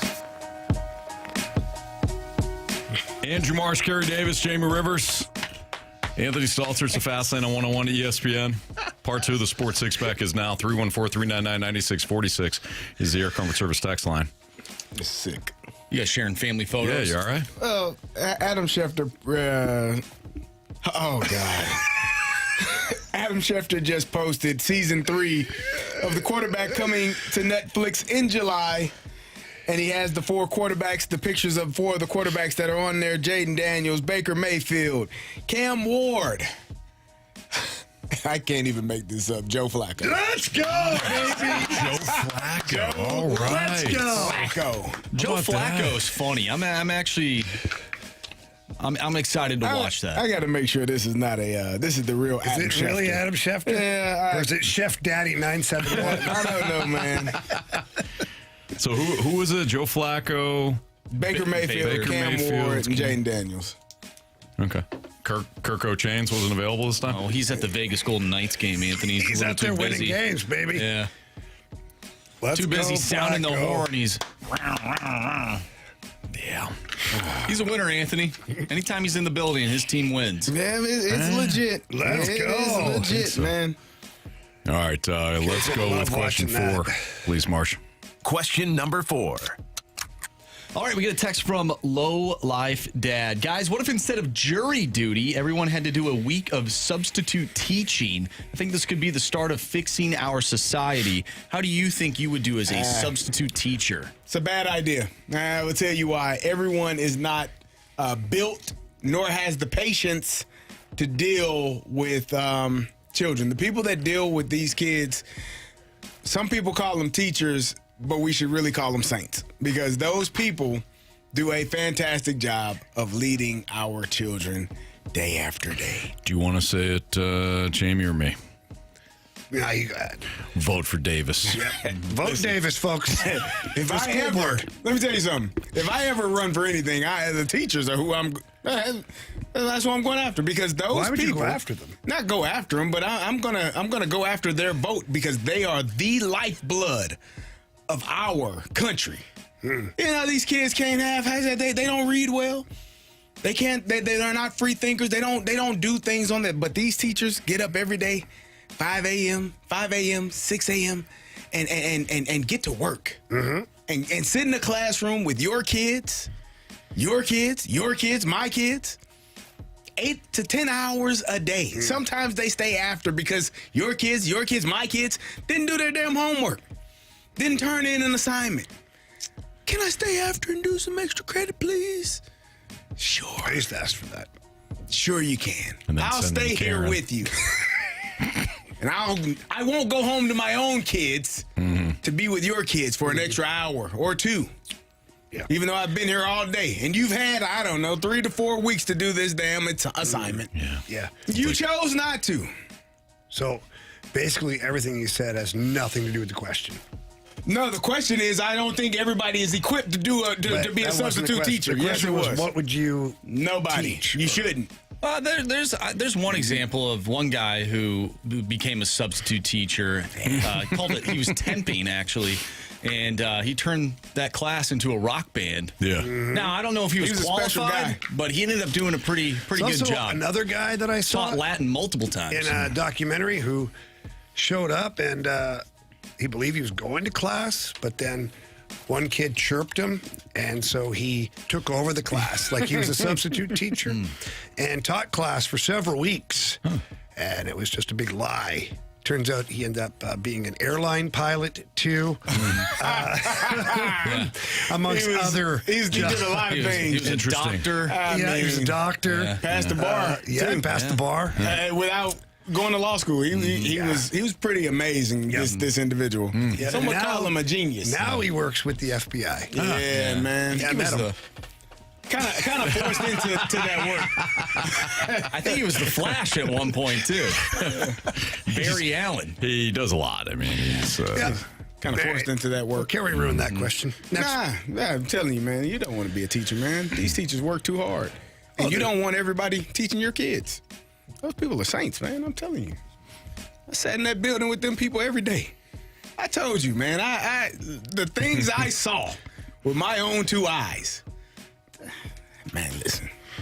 I had a coach. This is God's honest truth. He was a coach and he was a teacher. And we had weight training after work. He came from a different school. And one day I was looking for him. I'm like, where the hell is he at? Oh, what is he doing? He said he was here. This man was sitting in this car for an hour and a half just decompressing. Like, he was like, I'll be in there when I can. Just give me a second. I'm like, damn, okay. Take as much time as you. This is serious, man. I saw, man, one of the principals came to my office one day. He's like, man, I had my blood pressure. His blood pressure was like 220 over 1. He was barely standing. This is real you life. were a student? No. Because of me as a student? No, I was a asked. coach. Oh, sorry, I didn't know. He said he came to my office. I was a coach. I didn't hear that part. Listen, man, you don't know what these people do. You have no clue what these people do every day to help raise our children. So you don't want to be in there, man. I'm telling you. And it doesn't matter what school district you're in. They are all First of all, don't tell me what hard you do. workers. You know what, Jamie? You don't want to be a teacher. I coach hockey camp. No. Close some days, man. Jamie, it's not. 75 kids It's not. on the ice. How many hours? 8. With the same children? Doing something that they enjoy. Not all of them. Not all of them Some are enjoy there class. because mom and dad found it cheaper than daycare. Listen, man. Wait, really? I'll have to write that down. Yeah. This is true. Now that is true. Yes, it I is have true. to tell you, this ain't a daycare. You got to come pick your kids up. But I Camp paid full ends price. All right, we'll find something for him to do. all right. We'll have the Gauntlet next on 101 ESPN.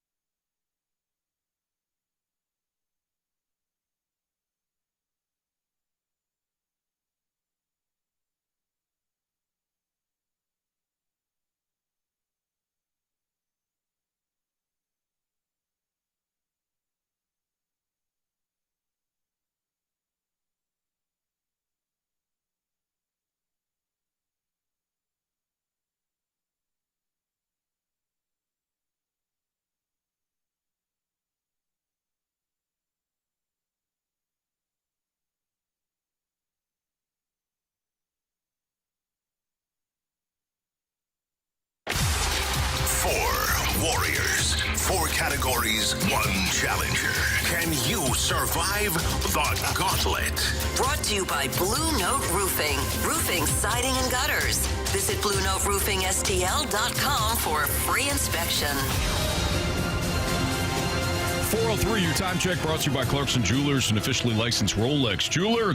Time for the Gauntlet here in the Fast Lane on 101 ESPN. We've got X on the line. What's up, X?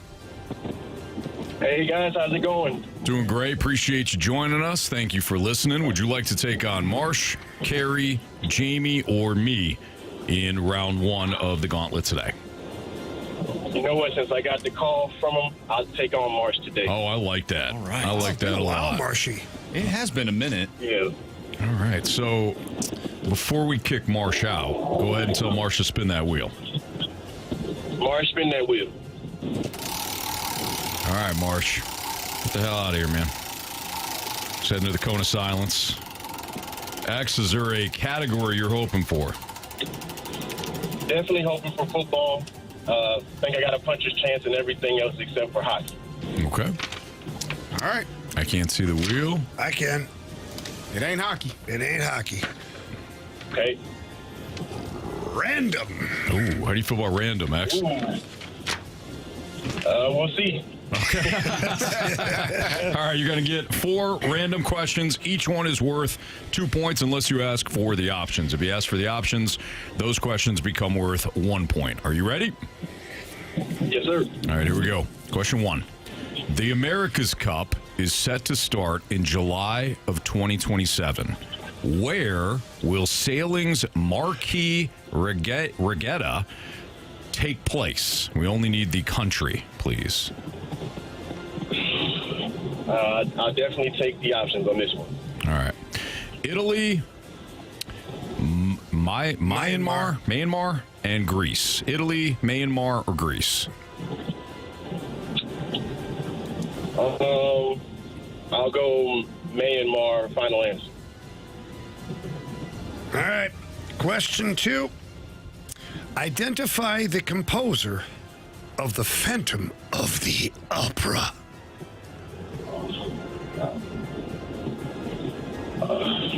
My wife literally just said that's long ago, but I need the options. All right. Is it Stephen Schwartz, Andrew Lloyd Webber, or Danny Elfman? I think it's Andrew Lloyd Webber, my final answer. Thank you. Question number 3. Can you tell us the destination that ranked number 1 for the best theme park in the country according to USA Today's latest Reader's Choice Awards?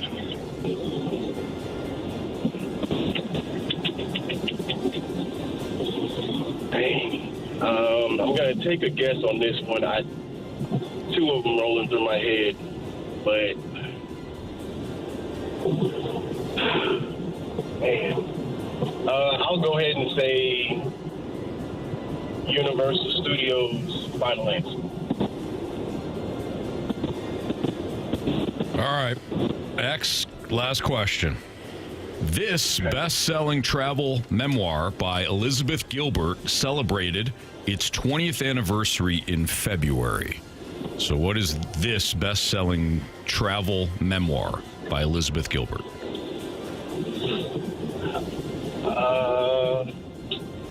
Yeah, I can't say I know much about Elizabeth Gilbert, so I would take the options. Okay. The Summer I Turned Pretty, Eat, Pray, Love, or Wild? Oh, wow. Let's go with The Summer I Turned Pretty, and that'll be my final answer. Okay.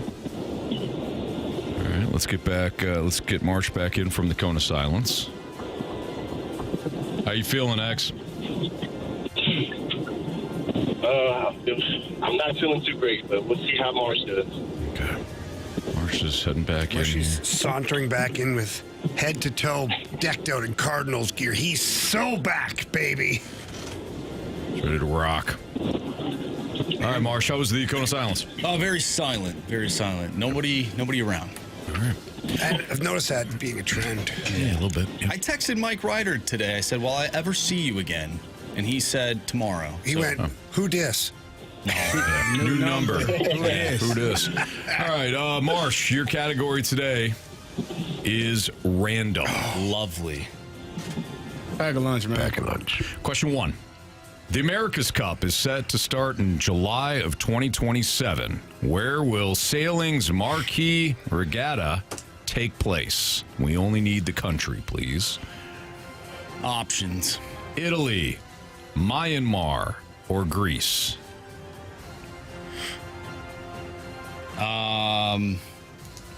Myanmar. Final answer. Why Myanmar, Hershey? Well, because I've never heard of it. You went with the Stalter, did you? I did. It's not a bad thought there. All right, question 2. Identify the composer of The Phantom of the Opera. Options. Stephen Schwartz, Andrew Lloyd Webber, Danny Elfman. Talking about like the actual, like the movie, or The Phantom of the Opera. well, that's been around for a while. The only name that I know is Danny Elfman. So but I feel like the Phantom of the Opera's been around for years, so I'm not going to go with him. Who's the second one? Andrew Lloyd Webber. Yeah, we'll go with him. He's got the same name as me, so he sounds like a composer. Final answer. Sounds like an artistic fellow, just like you, Marshy. Oh, thanks, Jamie. Well, he likes graphic arts. He sings. I mean, he's got videos. I mean, it's an art. It's a form of art. He's done a lot. His girlfriend's a tattoo artist. Like, come on, guys, connect the dots here. A lot of got you, man. Absolutely. No, we hear you. Hey, question number 3. Can you tell us the destination that ranked number 1 for the best theme park in the country according to USA Today's latest Reader Choice Awards? Theme park. You said city or state? Can you tell us the destination that ranked number 1 for the best theme park in the country according to USA's Today's latest Reader Choice Awards? Oh, it's the one in Ohio. Is it Cedar Point? Is that the name of it? I'm gonna shoot my shot, and I'm gonna go with Cedar Point. Final answer. Question number 4, Marsh. This best-selling travel memoir by Elizabeth Gilbert celebrated its 20th anniversary in February. Options. Your options are The Summer I Turned Pretty, Eat, Pray, Love, or Wild.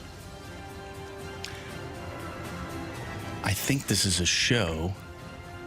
I'm going to go with The Summer I Turned Pretty, Anthony. Give me the glow up. Final answer. Okay. All right, guys. Let's go over these. X versus Marsh in random. This is very random. The America's Cup is set to start in July of 2027. Where will sailing's marquee regatta take place? And we needed the country. You both took the options. You both went with Myanmar. Correct answer is Italy. Italia. Where is Myanmar at? Yeah, exactly. Yeah. On a map. Carey? All right. You told us earlier. Where is it? Asia. Is it? Am I wrong? I don't know. Is it Asia or is it Africa? I think it's Asia. Okay, Marsh. I thought that was now I hope you lose. Am I wrong? Southeast Asia. Come on, man. Asia's the largest continent. It's worth a shot, baby. Bordering. I know it ain't Africa. Bordering India. Yeah, close to India. Bangladesh. Yeah, don't act like I did say that. China. You don't know. Laos. If you replay it, I'm pretty and sure I said Thailand. near India. No, yeah. You said Asia. After that, Hey guys, Whatever, come on. Let's do the gauntlet here, okay? whatever, dude. Yeah, 0-0 You're tie. the one Googling it. I know I had to. Move on, would you? You mother. Identify the composer of The Phantom of the Opera. You both took the options. You both went with Andrew Lloyd Webber. Correct answer is Andrew Lloyd Webber. Yes. Chris's brother. we get a 1-1 tie. I don't think so. You don't think it's Chris's brother? No, I don't. I Google it. You should. Yeah, look it up. Again, 1-1 tie between X and Marsh. This best-selling travel memoir by Elizabeth Gilbert celebrated its 20th anniversary in February. With the options, X took The Summer I Turned Pretty. Wow. Marsh also went with The Summer I Turned Pretty. Correct answer is... Eat, Pray, Love. Come on, boys. That's where all that stuff started, and then people put it on their kitchen wall and do other little dishes. And now look at it. Now it's in the Gauntlet. And Instacart and all that. Yeah. Showing all the... Here's my dinner from heaven. Customize your Eat, Pray, Love. Yeah. All right. Again, 1-1 tie. I thought it was Live, Laugh, and Love. Yeah, That's where it started. It comes down to this. Can you tell us the destination that ranked number 1 for the best theme park in the country, according to USA Today's latest Reader's Choice Awards? Neither of you took the options. Whoa. Marsh said, what's the place in Ohio? Then selected Cedar Point. X also took a shot and went with Universal Studios. If it's Cedar Point, Marsh wins. If it's Universal Studios, X wins. Carey, correct answer is... Universal Studios and Cedar Point were options. It's Silver Dollar City. Silver Dollar City. Couldn't get it out. Silver Dollar City. Walk it off. So we got to walk off. Wow. Silver Dollar City. Silver Dollar City. Silver Dollar City. Watch them do old people stuff at Silver Dollar City. Huh? Closing my eyes. He's showing me the answer. I'm closing my eyes. Sewing and making food, and they do all these things. Okay. A lot of people. All right, here we go. This is how it's going to work. I'm sorry. Universal Studios, Cedar Point, which, by the way, really cool theme park. And we got Silver Dollar City. Yeah, Marsh. Yeah, you heard us. When's the last time you were at Silver Dollar City? That's the problem. What's the question? You don't know. Check it out, pal. Here is the closest to the pin tiebreaker. This is how it's going to work. X, you're going to hold off on giving us your answer. Marsh is going to write down his. Okay, so Marsh is going to write down his answer. He's going to show all of us, and then we're going to go right to you, and we're going to need an answer quickly. Sound good, X? Sounds good. All right. Closest to the pin wins. According to the Minnesota Department of Natural Resources, how many lakes does Minnesota actually have? According to the Minnesota Department of Natural Resources, how many lakes does Minnesota actually have? Andrew Marsh wrote down quickly. We got an answer. Okay, we got an answer from him. X, what is your answer? Oh, boy. Let's go 5,000. I don't know. 5,000. 5,000. X wrote down 5,000. Marsh, you went with? 10,001. Okay. I know why you did that, too. Just right in me. Yes. Jamie. Yeah. How many lakes does Minnesota actually have? Well, since it's called the land of 10,000 lakes, one would think it's 10,000 lakes. But it's 11,842. X. You have chosen poorly. You lose. X, I'm sorry, man. You lost in the tiebreaker. You know, this is where not paying attention in school gets me because, you know, for some reason I thought it was like the land of 1,000 lakes, 10,000 lakes. So I was like going overboard. And I lost. I look bad. Good win, Marsh. No, listen, X, first of all, you don't look bad. Second of all, random tends to do that to all of us. Yes. Myself included. I never feel dumber than when I do the random gauntlet. So, X, I think you did quite well, man. Well, I appreciate you guys, man. This was fun. Thank you. Well, we appreciate you. We hope you try again soon, all right? We'll do. Thank you, guys. All right, brother. Thank you. Good job. All right, that was X here in the Fast Lane on 101 ESPN. Marsh, nice job, man. Thanks. I did the Price is Right thing with the 10,000. Yeah. So nice job. That's a lot of lakes. It certainly is. Who counted all those lakes? Somebody. Yeah. The official counter. They got the lake counter. Little Google. I was making sure you didn't throw your rundown away this time. No, I threw the gauntlet away last time before we got to the final part.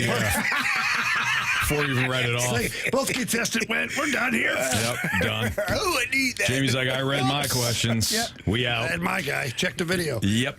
All right, has Jordan Walker figured out how to become a big leaguer? That's next on 101 ESPN.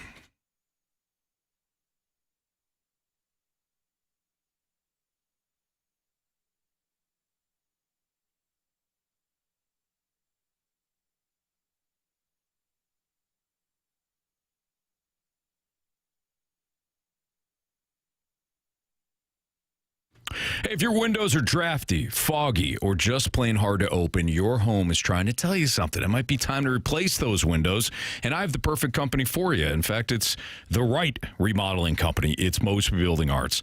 Good news, Mosby's May Freebies event makes it easy to replace your windows. In fact, they make it cost-cutting as well. You purchase new windows for your home, and you get a complimentary garage door, or you can choose 5% off your entire project. So if you want to save on the windows and not do the complimentary garage door, no problem. But if you want to go with the 5% off, if you need new windows, again, they're fogging up, they're drafty, they can't survive another winter, join the handful of people that have called Mosby Building Arts at 314-909-1800 to lock in their offer before it ends on May 31st, 2026.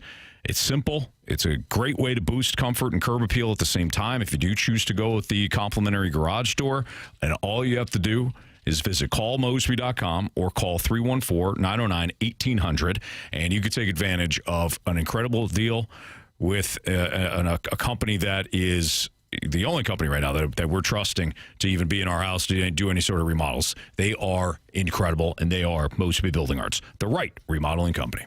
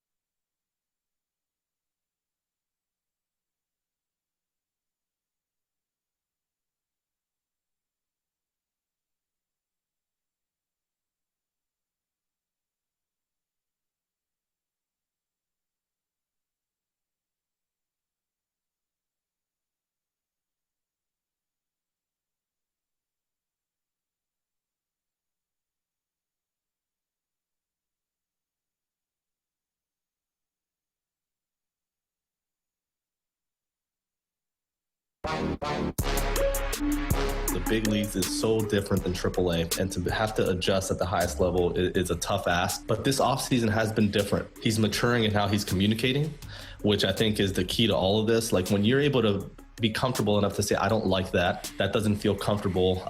Is there a different way of doing it?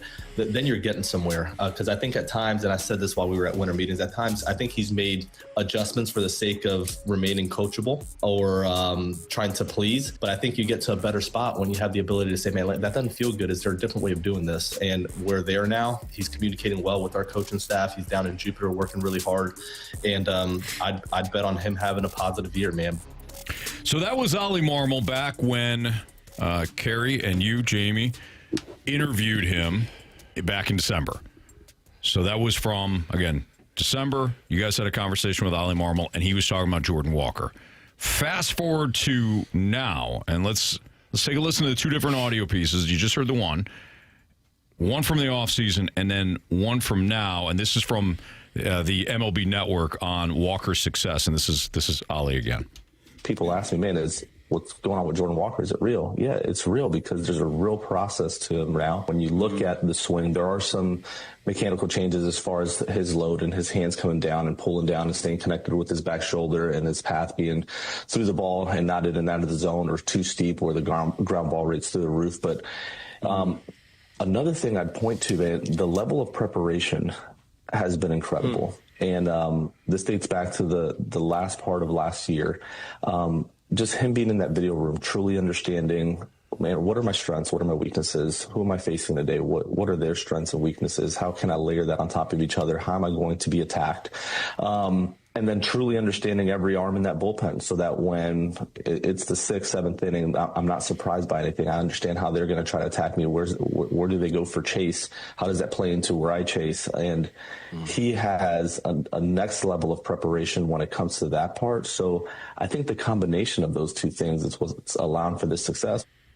All right, so were there any players that you guys played with that you physically saw figured out how to change their careers? Like they just kind of locked in. They became professionals seemingly overnight. Like things just started to click.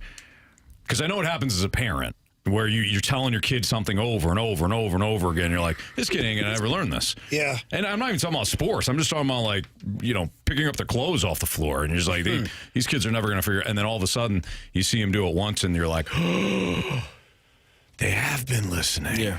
Yeah. Any examples from your playing careers? I don't know if there's an example of I told you all when Roddy White got drafted, he just dropped a lot of passes, and then I wasn't there. Offensive tackle. I don't know what he's you a want from the wide guy. receiver that was highly drafted by the Atlanta Falcons, and there were expectations. And in practice, he had a lot of drops, and so I wasn't there the following years, but I just continued to watch his career and watch it ascend, and I was. Sometimes that's just a concentration thing. Obviously, you're a first-round draft pick. You can catch the football. There's no issues there. But that was one player that when he was drafted, I'm like, he's having some issues. And sometimes as a player, you go through those spurts where everything that's thrown to you is dropped. I had that issue my freshman year at Illinois. Like I just was dropping every single pass that was thrown to me, and I don't know why. If Carey Davis is in this play, Call a timeout. Something's I was going the number wrong. one read. If Carey is in and we call this play, call a timeout. That's how bad it was.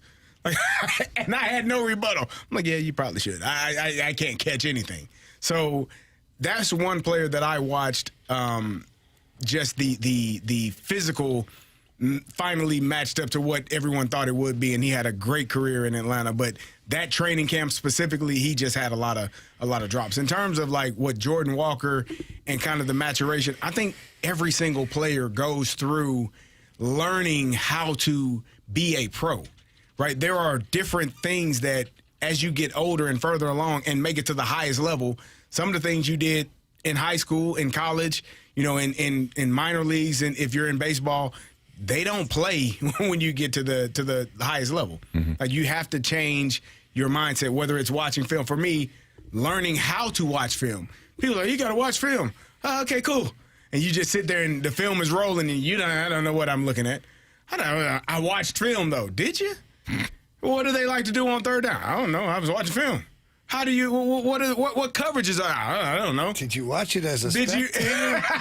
or as a and student? then sometimes you get to watching and you're watching the other team. Like, man, that guy can run fast. Like, you're watching film, but you ain't watching the right thing.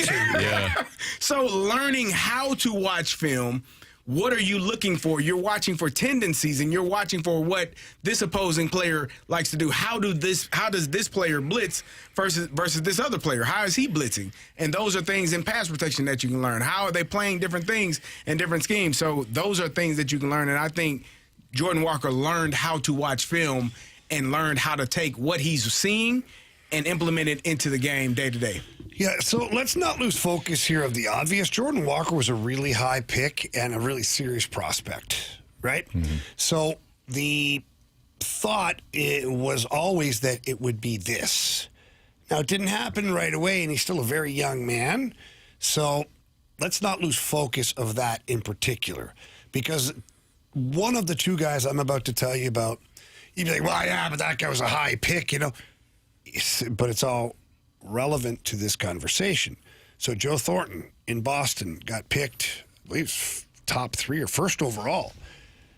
Didn't play very well in Boston the first year. Mm-hmm. So much so, like halfway through the third period, he untied his skates because he knew he wasn't going to play anymore. Yeah. And what happened with him? Hall of Famer now, and one of the, in my opinion, one of the most memorable players of his era. Wound up being interviewed by the Fast Lane too, which is he did huge for his career. Massive accomplishment. He considers it right up there with the Hall of Fame. Well, I've kind of looked at his career differently now. Wow. Before Fast Lane, after Fast Lane. Yeah. Mm. Why? It's a beautiful jersey, though. Why? Was that like BFL and then AFL? Mm-hmm. Like before Fast Lane, after Fast Lane. That's something else. Yeah. Well, it's different. Yeah. It's a different AFL. This is glad the one. I'm glad you chose that one instead of maybe one I was singing, because that's. I don't know what you were thinking. I don't know that I want to know. It might be too much. What was he thinking? I don't know. I don't want to know. But the other guy is very popular time frame. I don't know why. The Romans? The Jurassic period. Yeah, the Jurassic period. Versus the Cretaceous period. But the other guy was Zdeno Chara. And Zdeno Chara was 6'9", gangly, couldn't figure out the game at all, would be knocked around and didn't make plays and didn't skate all that well.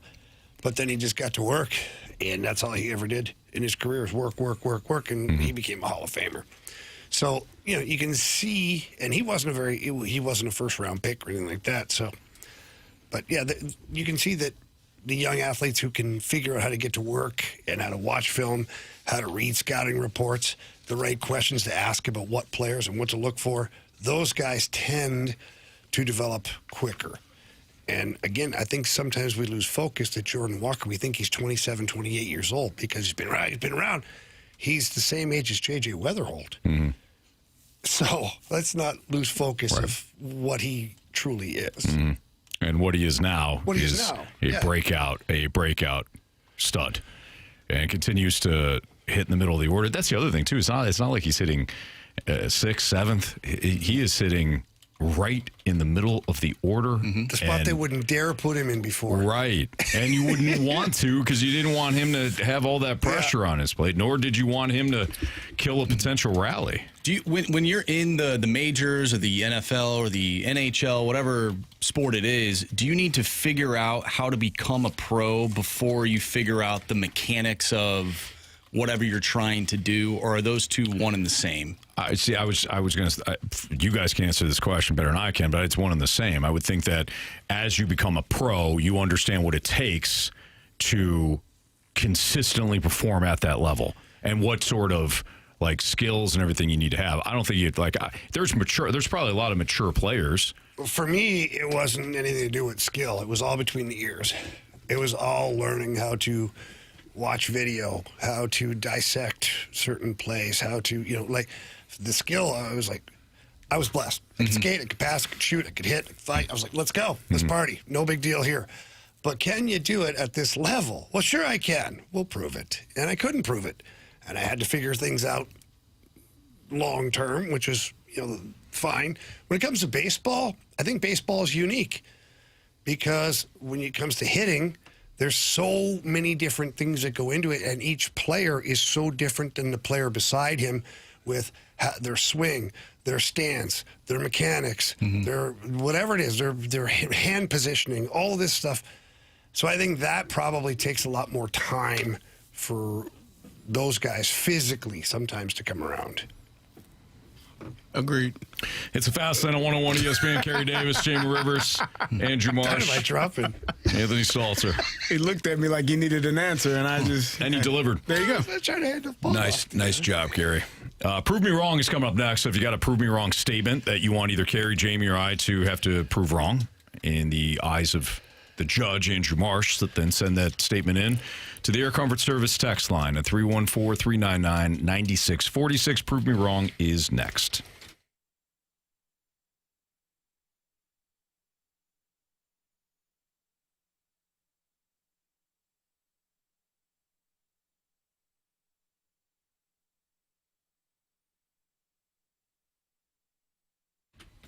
The team at Don's Garage Doors blew me away a couple of weeks ago. We had them out to the house. Honestly, the experience was just outstanding. The technician, Jordan, was great. I got a chance to talk to him on two different occasions. One, when he initially came out to talk about things that, he could do in terms of upgrading the garage door. But, for him and the entire team, they were friendly, knowledgeable. They walked me through everything without trying to oversell me on stuff I didn't need. They explained to me why my garage door wasn't really set up properly and why there was so much wear and tear on my garage door, which led to me having to replace the motor, every couple of years. I didn't need a brand new garage door. Instead, they upgraded the spring, which it will extend the life of the entire garage door as well as the motor. They replaced the motor. They installed a new keypad with built-in camera that I can monitor right from my phone. I get the updates. Say, if somebody is dropping off a package, or there was even one time where I was able to open up my garage from my phone for my wife Kristen. It was fantastic. The whole system is quieter, it's smoother, and it just works better now. That one of the things that Jordan and the Don's Garage Door team pointed out right away is that your garage door should not be talking to you. It should not be grinding. It should not be squeaking. It should not be rattling. These noises mean that usually something's wrong. And they've got a tune-up special, and for less than $30, you can save a bunch down the road and save yourself from the headache of a major repair later on. And remember, your garage door, with it being the largest moving part of your home, repairs can be dangerous. You want to leave that stuff to trained professionals. They have a 24/7 emergency team too, so if you're already stuck outside your garage, you want to get in, they can help you with that too. It's donsgaragedoors.com, or give them a call, 866-4-DONS-DOOR.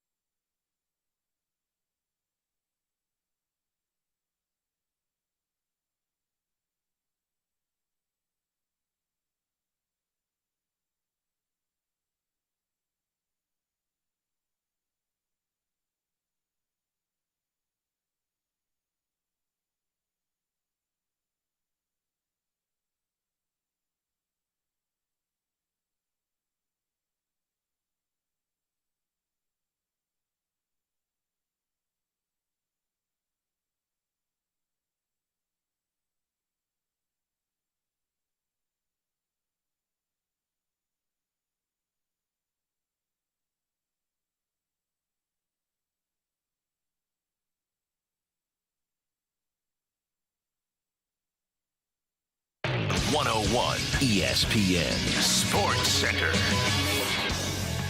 I'm Andrew Marsh. It's time for a Sports Center update brought to you by Saliga Heating and Cooling. The Cardinals back in action tonight after defeating the Athletics last night by a final score of 6-4. Matthew Liberatore will toe the rubber for the Cardinals. 8:40 first pitch. Tonight on 101 ESPN, we'll have Game 5 between the Colorado Avalanche and the Minnesota Wild. Pre-game for that one starts at 6:30. Puck drop is at 7. Coming up next, we have Prove Me Wrong. So if you have a Prove Me Wrong statement, send it to the Air Comfort Service text line, 314-399-9646. We'll play Prove Me Wrong next. I'm Andrew Marsh, and this Sports Center update is brought to you by Saliga Heating and Cooling, a Daikin heating and air conditioning dealer.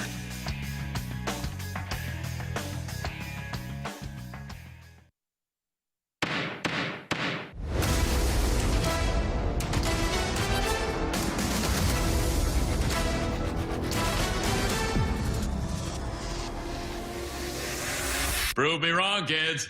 Prove me wrong. Time to play Prove Me Wrong here in the Fast Lane on 101 ESPN. Carey Davis, Jamie Rivers, Anthony Stalter. Our judge, Andrew Marsh, is ready to rock, ready to read off the first statement. This is where you, the listener, can send a statement into the Air Comfort Service text line at 314-399-9646, in which one of us, Carey, Jamie, or myself, will need to prove wrong in the eyes of the judge. Judge, fire away. From a 636, Prove Me Wrong. Jimmy Snuggerud overperformed expectations this season. How do you think so? Look at this kid, was a stud in college hockey. The whole college world was talking about he could have left a year ago, and the Blues would have had him in the lineup. Decided to stay. Why did he want to stay? To win a championship, to be captain of his team. And then what did he do? Came to the Blues, and what? Played first line for a team battling to get into the playoffs unexpectedly as they made their run to finish in the playoffs. Then he played against the Winnipeg Jets, didn't look out of place. Again, power play guy. In fact, the expectations in my eyes weren't high enough. This guy was ready to roll right away. No surprise, he ended up 5th in the rookie voting this year.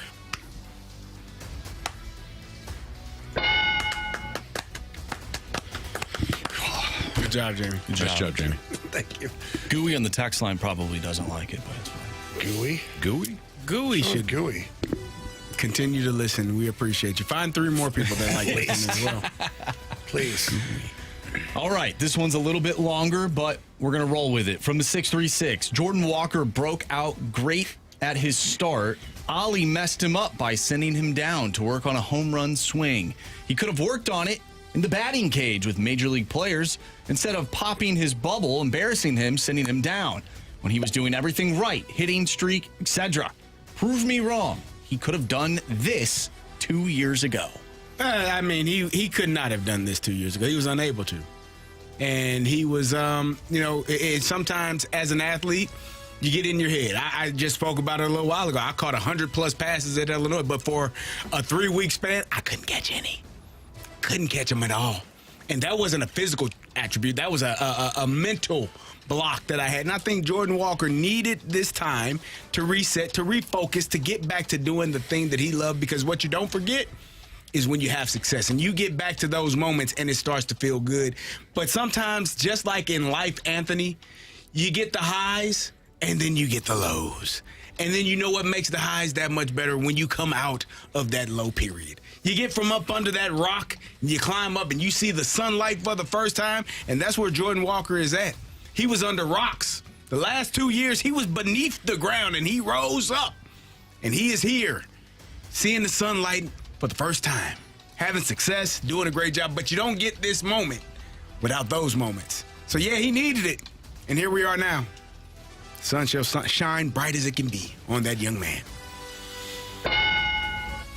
Sometimes you have to fail forward, gentlemen. There you go. You can't move forward unless you learn from your mistakes, and I think that's what's happening right now with Jordan Walker. Well, plus Ollie didn't send him down. That was Mo. That is true, too. So there was a fault right there. You could have just said that. I would have given you the I was actually ready to. Carey was passionate about it. So good call on that one. All right, from the 636, prove me wrong. Nathan Church will be one of those quietly underrated stars of the game of baseball.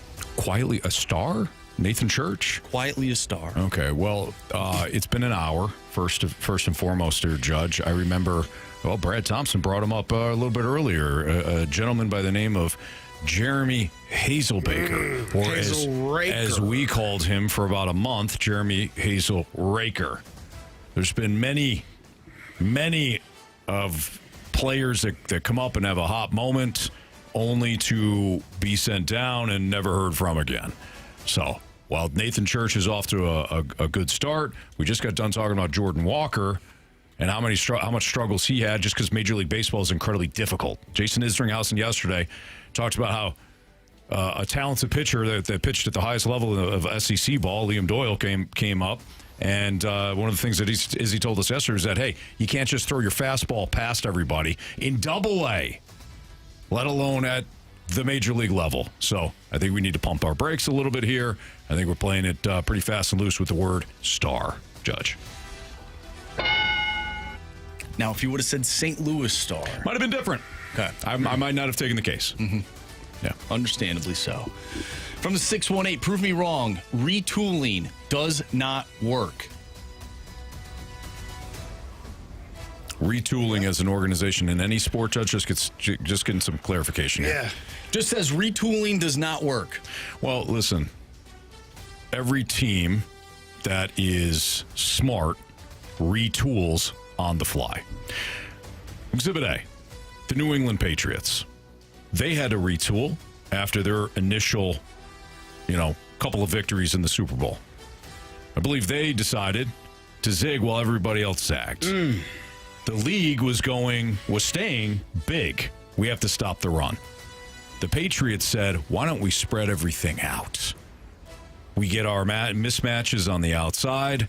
We can go with speed. When the league started to get a little bit smaller on defense to account for that speed and the spread offense, Patriots go, you know what? Why don't we bring in 2 tight ends, start hammering the ball up the middle again? That team always was retooling. Florida Panthers. Jamie, Florida Panthers team. I don't think they've rested on their laurels, just run the same group back all the time. They have retooled as well. So the Tampa Bay Lightning. And the Tampa Bay Lightning had themselves a nice little run recently. So I think really good teams know how to retool and do so. I think what you're talking about is having a retool for bad teams that just don't have the quality of players. That might fall more in the line of rebuilding as opposed to retooling. So I hate to play the semantics game, Judge, but there are different type of retools. I'll give it to you, Anthony. The Blues in 2018 missed the playoffs. They retooled in the summer and then won the Cup the next year. Yeah, well done. There you go. All right, this one's interesting. From 636, prove me wrong. White Castle's chicken rings are better than McDonald's chicken nuggets. What dipping sauces do you get with the chicken rings? Hold on. Let me. Can you repeat the question, sir? White Castle chicken rings are better than McDonald's chicken nuggets. Oh yeah. Okay. You want me to take you go ahead. You got to prove them wrong.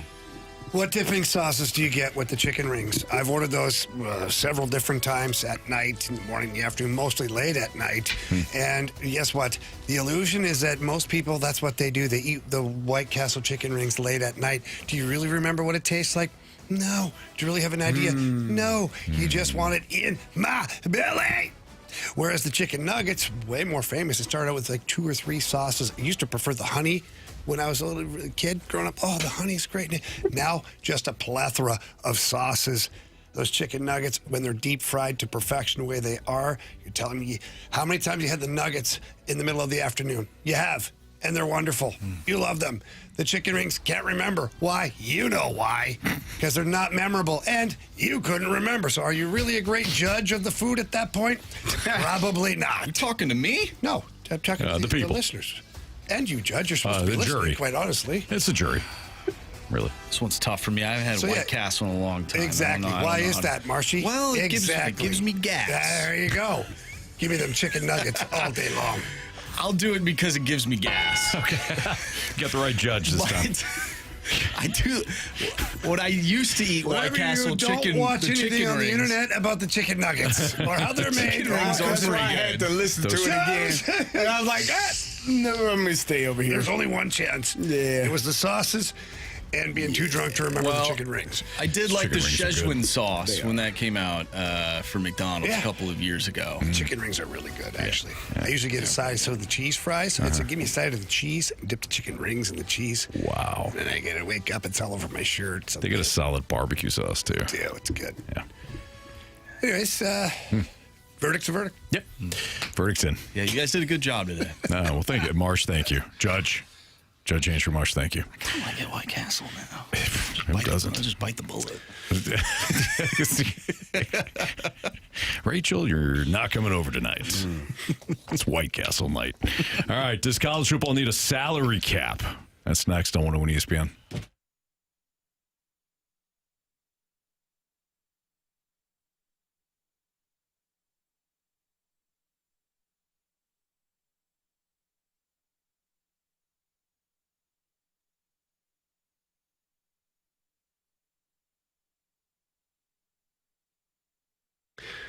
All right, let's talk about stress. Stress is trying to sell your home when you really don't know what you are doing or what the market is doing. And the market is a crazy place these days, not just in St. Louis, all over the place.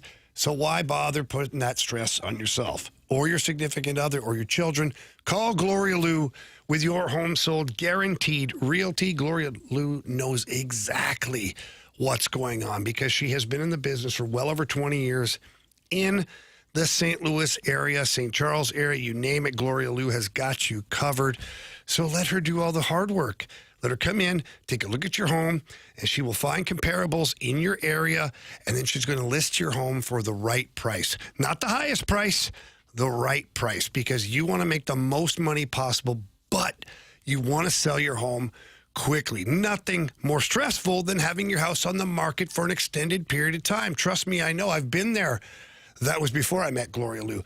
Now, you list your home properly. 2-3 days later, you've got an accepted offer, sometimes even quicker, and the stress is gone. So please pick up the phone, call Gloria Lou, tell her Jamie Rivers sent you in. Her number's 314-325-6888. That's 314-325-6888, or visit GloriaHasTheBuyers.com.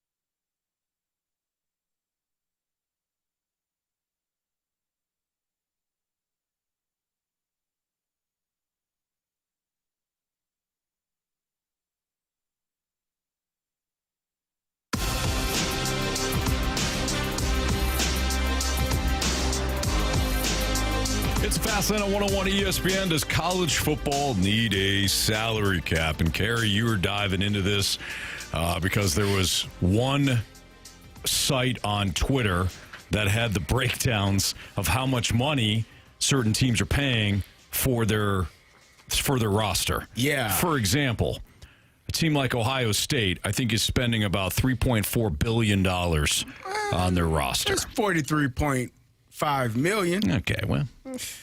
Not bad, though, Anthony.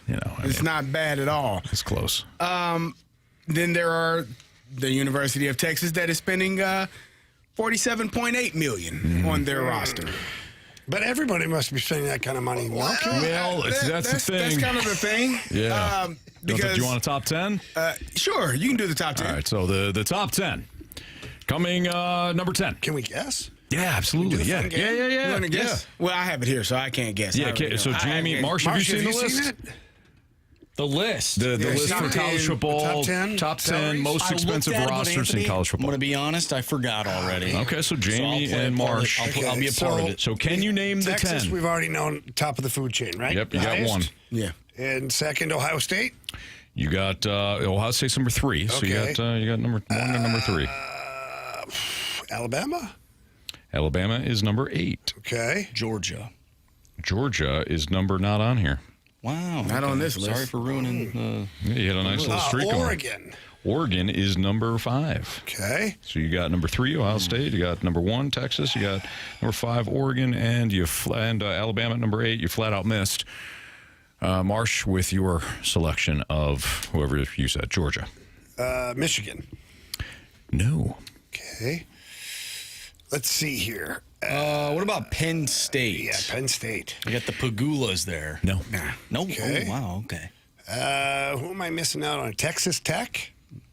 Texas Tech is number 10. Okay. Job. Jamie? What about A&M? A&M is number 7. Nice. Well, Florida. Florida not on here. Really? Yep. Ole Miss. No, surprisingly not. LSU. There you LSU, go. number 4. So you got number 1, Texas. You got number 3, Ohio State. You got number 4, LSU. You got number 5, Oregon. You got number 7, Texas A&M. You got number 8, Alabama. You got number 10, Texas Tech. What am I you're missing? Number 2, number 6, and number 9. I don't have number 2 yet? No. Is Oklahoma number 9? No. Is it obvious? Ish. Yeah. It's not really. You got a couple of teams on here. When you hear them, you're like, duh. Man. Not Indiana. No. No, it's not them. No.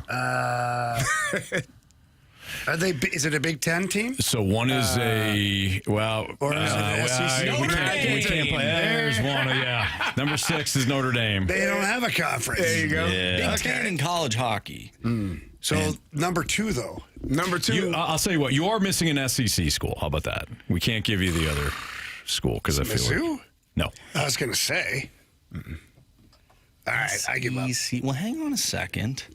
Let's go through here. You're missing number 2 and number 9. Okay, can I look at just ESPN here? Not the article. Yeah, I just want to look at. You want to look at some teams? Yeah. Okay. Because there's obviously something that's escaping me. Yeah, it is. They used to be really good, and then is it Miami? There you go. Yeah. That's number 2. Miami is number 2. And then USC? No, SEC. It's an SEC. It's an SEC school that you're missing. Yeah, that used to be really good. Yeah. So Texas is 1, Miami 2, Ohio State 3, LSU 4, Oregon 5, Notre Dame 6, Texas A&M 7, Alabama number 8, number 9 redacted, number 10 Texas Tech. They're missing an SEC team. Used to be. And you already said Florida. I mean, they've been okay recently too. They've been okay.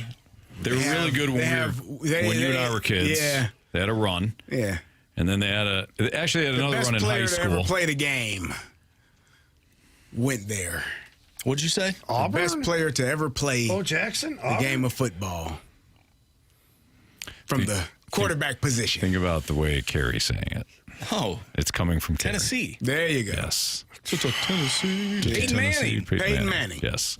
So Texas 1, Miami 2, Ohio State 3, LSU 4, Oregon 5, Notre Dame 6, Texas A&M 7, Alabama 8, Tennessee 9, Texas Tech 10. Tennessee was a different If you didn't say SEC, I think I would have went with Delaware, FCS school, or Joe Flacco. That's that would have been a good Imagine guess. how much he'd make. All right, so does college football need a salary cap? And so we went over those top 10 teams and a lot of SEC schools on that list. The reason why I brought this question to the forefront is because another school, SEC school, Vanderbilt, is at $26.1 million. So essentially almost half of what some of the higher teams are spending on their rosters. Does this really give a team like Vanderbilt or a team like, I know Indiana won the national championship last year. I don't know where they are I don't know where the rest of the teams are. Okay. We just got the top 10. So it could be anywhere from Texas at 47.9 and Vanderbilt at 26.1. And Mizzou could be somewhere in between those two, which I'm sure. Well, who is the lowest one at number 10? Texas Tech at 36.3. Okay, so we probably have to assume Mizzou's somewhere around like 30. I would assume somewhere around there. But if you're spending $47 million, I think Anthony kind of harps on this as it pertains to baseball. I don't agree with it because, hell, you can spend however much you want to and the guys don't. So that's on them. They're lazy. Whatever. They don't want to win. In this instance, obviously the bigger programs can get more money, get more donors. No salary cap in this league. No salary cap either, but it's not like you're the owner of a team and you have the money to spend. You're just unwilling to. The owner is the alumni and the boosters. Got to get out there and work the crowd. Yeah. Fundraise. Crowd source. It's called the cocktail party with the right people. Yeah, get it in. We gotta make sure that. Hey, so you had a good year last year. You guys made $150 million last year. How about donating to the... How do you love your Tigers? All right, it's a Fast Lane on 101 ESPN. Carey Davis, Jamie Rivers, Anthony Stalter. Biggest question of the day, and it's centered on Ollie Marmol. Oh, boy. Let's piss people off next on 101 ESPN.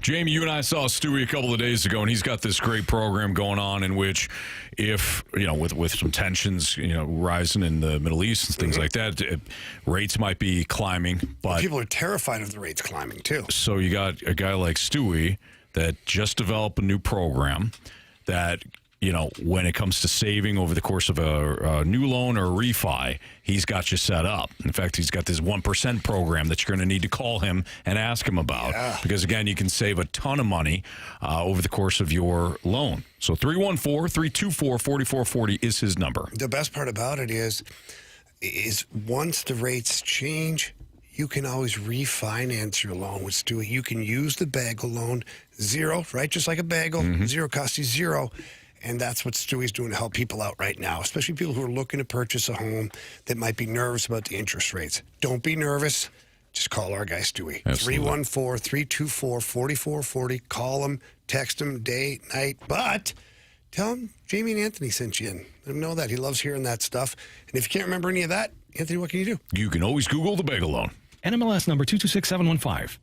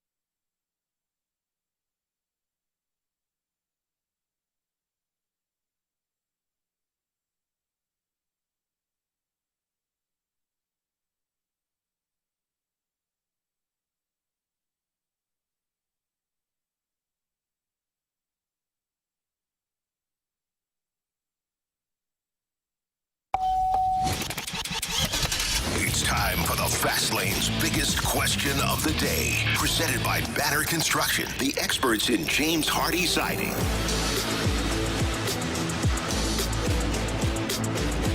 It's the Fastlane on 101 ESPN. Andrew Marsh, Carey Davis, Jamie Rivers, Anthony Stalter. Speaking of Marsh, he's got the biggest question of the day. All right, I came across an article on MLB.com done by Will Leach talking about Ollie Marmol and him overcoming his early stumbles. Leach goes on to write, Marmol not only may end up one of the winningest... I'm sorry, let me restart. Take two. You're good, Marsh. Marmol not only may end up one of the winningest Cardinal managers ever, he'll have done so while transitioning from one Cardinals era to another entirely, and he'll still be only 43 years old. And in the wake of the team's surprise start to 2026, I rarely hear any Cardinal fans calling for his job anymore. He's now seen as the steady hand. How did he pull this off? Here are 4 ways Marmol has overcome his early stumbles to become integral to everything the Cardinals are doing now and in the future. And he goes on to list those 4 things. Those 4 things are, he has become a deft bullpen manager. And we've talked about that before, how well he does managing the arms. Not only the bullpen, though, but the starters as well, keeping those guys healthy. Number 2, he is focused on young players. Number 3, he has calmed down a bit. And number 4, he understands his role. With all that being said, do you guys think Ollie Marmol is a mainstay here in St. Louis? Oh, well, yeah, I think for now, absolutely. He's done a great job. I know that not everybody agrees with that. I know some people have wanted Marmol gone. Really, as soon as he was named manager, I think some people wanted him gone, and they haven't changed their minds on that. I think it's more of, baseball fans step into that manager role easier than any other sport.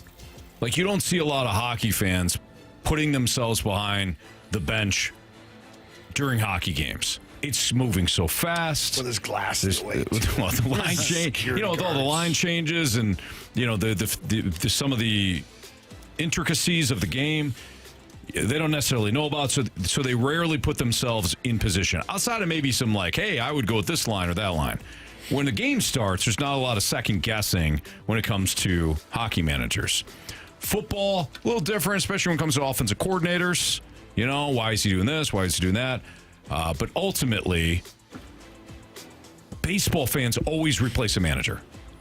They always want a different lineup. They always would have went with a different reliever in a certain spot. What is he doing? I feel like baseball managers, more so than head coaches in basketball and football and hockey or managers in soccer, the baseball fan wants their manager replaced all the time. Huge idiot. And I'm a believer that it's because they put themselves in the spot. What would I do? Yeah. So if they could get something right, then the same thing that their manager got wrong, he's an idiot. So it's a long way of saying I think that a lot of people just don't like the MLB manager. Tony La Russa used to get criticized, too, toward the end. And then he won a World Series and was he walked on water again.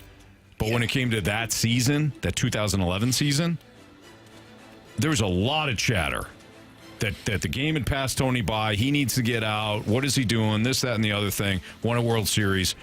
Again, he's the greatest of all time again. So, yeah, I think Ollie's done a great job. I really do.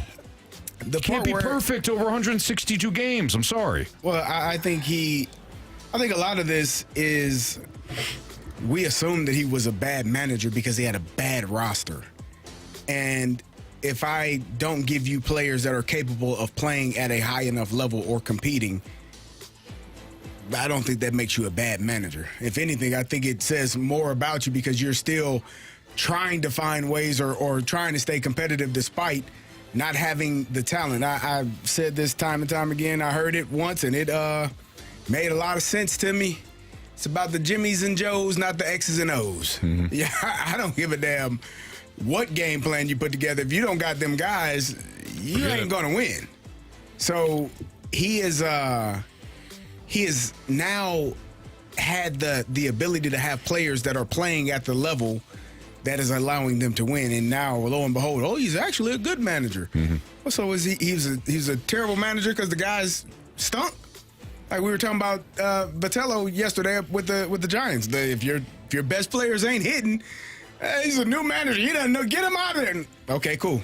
Right. And get the best manager, put him in, and see how well he does if his guys don't hit. Yeah, was Tony Vitello a genius last night because Eric Haas hit 2 home runs? Must have been. Okay. So I think people, especially with baseball, a lot of people have played baseball. Yes. And so it's see ball, hit ball, catch ball. I mean, come on. And the pitcher is good. Yeah, you got to do this with the pitcher. Take him out now. Keep him in that. Like, everybody feels like they've been down that road. Yeah. Whereas football, people look, if you hand them a playbook, forget about it. I don't know what the hell that is. What'd you just hand me? Especially mine. And then especially yours. But then audible calls, coverage recognition. No, people are like, well, I'm just going to go quarterback. Right. Like, let's go. Yeah, you're right, because it's mostly, why are we running the ball? Yeah, why are you running the ball? And why'd you pass it there? Right. Nothing else to totally dissect the game. Clock management gets criticized a lot. Yeah, and that's kind of fair. That's kind of fair. Yeah. But hockey, most people don't understand what the hell's going on from a systematical standpoint. Right. So they sit back and they've quit on the coach is the only thing. What does that mean? I don't know. But they've quit on the coach. It's clear. Why can't you see it? They can't win, Yeah. So I think because people have played the sport so much, they feel like they know more or they know as much, which makes them, quite honestly, dangerous. I will say, I like how you said that. with how bad the Cardinals have been over the last few years with Ollie as the manager, it seems like he has never really gotten too high or too low. He's pretty even keel. You know, when we talk to him, very personable guy, like very, very personable. Some people see the little clips post game. They're like, I don't like that guy, or I don't like that move. Leach goes on to write that the Cardinals are winning. That does always help. The Cardinals are in a period of transition, but Marmol feels like a constant. In an age of managers taking the blame when things go wrong, Marmol's steadiness has kept him in charge and will surely continue to do so. Who would have thunk it? I think that him being even keeled, the team, the young players have adopted that mindset. That's why, and you mentioned at the beginning of the show, why they haven't had a 3-game, or they have, they got swept, but like three-game road losing streak. Yeah. When things could unravel after what happened in San Diego, those last 2 games, they easily could have went out yesterday and lost. But they put 4 runs on the board in the first inning. I feel like this team has adopted that mindset, and that's ultimately what you should want out of your manager, especially with a young group of players that need molding. Sure. Right? So you're saying that's what you want to see out of your manager outside of him being fired? I don't want him to be fired. Well, most people do. I'm just trying to clarify. I don't know if they do anymore. What? Ollie, I think people are coming around to it, man. I don't. Yeah, the team's winning. Can you refresh? CD, they won't. Can you refresh the text line just to? I mean, maybe I'm wrong on this. What am I missing? Maybe people are coming around on Ollie, and we're not getting a bunch of text messages right now Guys, saying it's 2026. Ollie is only as good as his bench coach. There you go. Okay, there it is. Ollie looked good. Descalso is a good bench coach. There we go. Good hitting coach. Okay. We had one say that it's because Yachty's around. Yachty's around now. Yeah, Okay. come on, boys. Talk about Yachty Molina. Okay. The fact that he sat on the team bench, around the team, and being on the bench. Okay. So it's Yachty, not it's so far it's Daniel Descalso and Yachty. March, do you want to reframe what you? Well, you can't forget Brant Brown. Brant Brown, well, yeah, the hitting coach. Okay, we mentioned him. I would say Dusty Blake. I don't know if a lot No, of you people can't talk about Dusty Blake because what he says doesn't matter because Yachty's there, and Yachty knows the pitching staff better than Dusty Blake. Jamie gets it. Why don't you? Wild. Why everybody loves this homegrown. Everybody homegrown. We love it. 314 says we all love Ollie now. Okay. He's speaking Ollie for is St. only Louis. as good as his players. Fire Ollie, bring in Molina. There we go. Maybe having 14 catchers on the roster might be doing it. Okay. Because that's Ollie's fault. Oh, now you're blaming Bloom. Ollie, guys, I just want Ollie to get a smaller hat. His hats are just too big. Maybe he's got a big cranium. John Jay is actually the hero. John Jay. Okay. He definitely played his part in 2011. Yep. All right. Well, you got a mixture of things. Splashback Deuce in the Snake Pit says fans are idiots. Just say it, please. Oh, No we got that one self-awareness saying that. about narratives with benefit of hindsight, no capacity for nuance. I got to say, I think he absolutely nailed it. Yeah, someone sniffing holes says our fan base is so dumb. There we go. It's the best fans in baseball, Carey, not the Now, 618 says Ollie is a puppet. Nice. I think we all know the credit goes to Stubby wait, Clapp. Chaim Bloom's a better manager than We did fail to mention him, yeah. Stubby Clapp had a great little video on how to break in a glove the other day. Saw that on the Nice, interwebs. good. There is one... And the defense has been good this year. One criticism that I have for Ollie Marmol. It's the fact that there's no lineup out yet. Even though yesterday it came out at 4:45 on MLB.com, I do not see a lineup yet. Refresh it. The Athletics have their lineup out. Ollie's playing the chess game here. Unbelievable. Okay, well, we're going to have to do Bet the Board then and go from there. So we'll do Bet the Board next on 101 ESPN.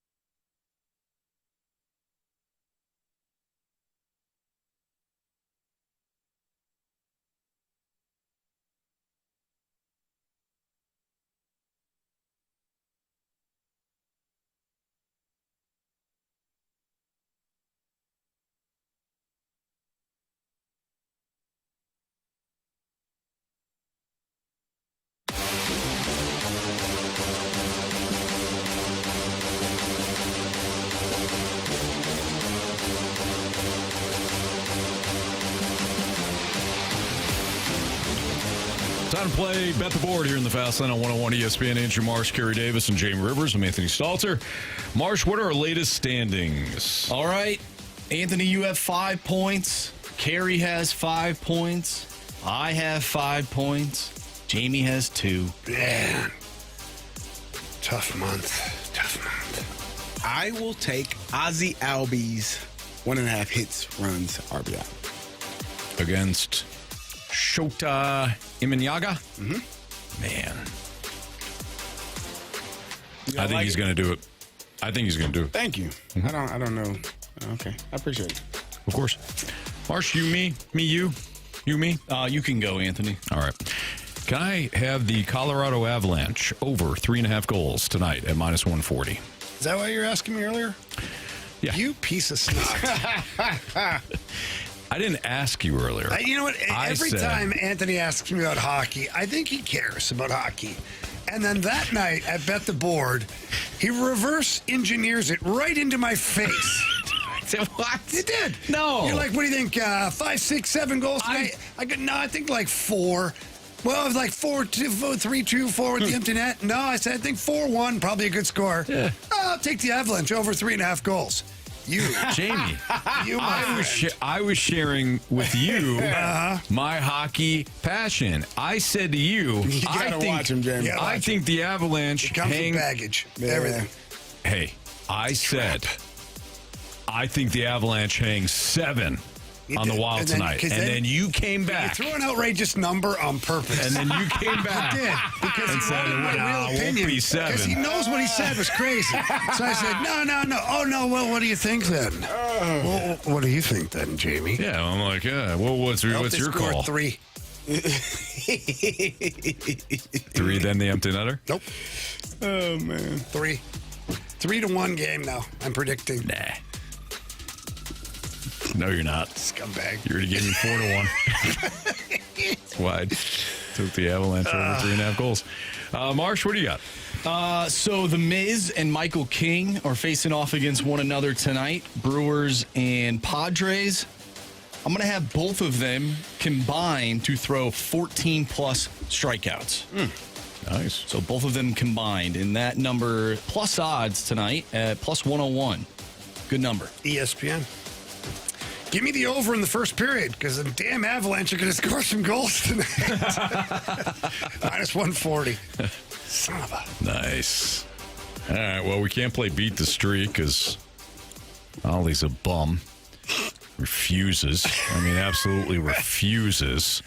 He may not have a lineup to give us those lineups, so it's a shame. That's for sure. Doesn't he know that we have a show to do? Well, you'd think. You think that impacts his timing for the lineup? Because I don't think he thinks about, what we got going on here in the fast lane. Well, I mean, he should. I wish he did. You saw what we did for Joe Thornton's career. I think most of those things already happened for I don't think so. I think your timeline's a little off, Gary.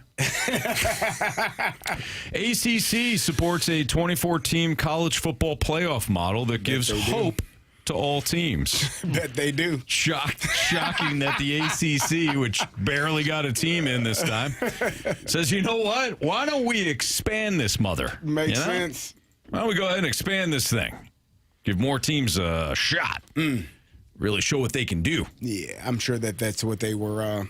That's what they're hoping for. Mm-hmm. Then Duke could actually have gotten in. I don't even think they get in. Didn't they win the ACC championship? Yeah, but they weren't ranked. Doesn't matter. You got to put them in now.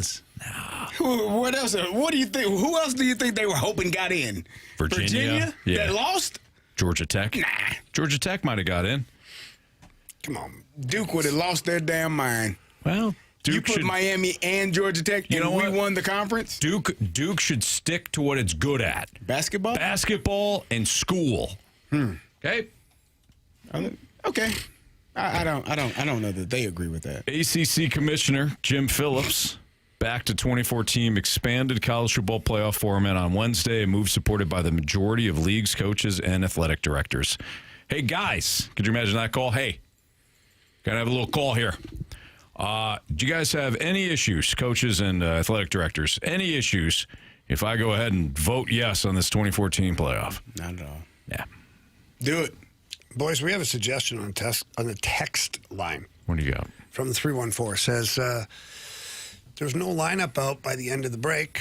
Why don't you guys go ahead and pick the lineup and see how it turns out? We could do that. Sure. I don't mind that. I don't mind it. We can play Beat the Streak. We could do all of it. And if we pick a home run where somebody's not in the lineup, you're fast laned. Yeah. Because Marshy hates any of our I ideas. don't like it. Why don't you like it? Wow. Too bad. That's ridiculous. Do they? 3-on-1. It's called democracy. Anthony, it's your show. I don't think. Marsh. Hey, they play early tomorrow. Yeah, they do. You want to go 2 straight days without a home run? Anthony, I don't want to, but Well, I say we do it. I say we do it. And if your guy isn't in the lineup, I mean, now you became a 10-pointer because you didn't know. You just don't know. You didn't know. Okay. You just don't know. By the way, by the end of the break, it might be up. it could. And if it's not, then we just roll with it. Marsh is praying for that because I'm looking at that kid's face right now, He and hates our idea. He hates it. hates it. I don't like the idea. He does not want to play the lineup. Doesn't like things game. that don't that. He doesn't like change. Doesn't like very spontaneous particular. change. He is. Doesn't He is like very particular. Spontaneous. My OCD. It's I, on he's the in other hand, conflict right now. I don't mind spontaneous Yeah. change. Yeah. It's just it's not the same. You know, Some things in life are not. We played and then it's just not the lineup game. We don't get the but it sounders. is. We don't do any of that. Yeah, you do. Why would you not do the sounders? Well, because we don't know. Well, it doesn't matter. If whoever we determine, you can still play the sounder. There you go. We agree. It's, though. it's doesn't what hit you the make of it, Marshy. You know? Sometimes life serves you lemons. To find a way to make that lemonade that sweet, sweet lemonade. Mm-hmm. We leave here feeling great. That's really all we're looking for. Yeah. A great feeling. Giving out great feelings. It's priority. It's our priority. Ollie, if you can hear me, please post the lineup. Coming up next. We'll play the lineup game next on 101 ESPN.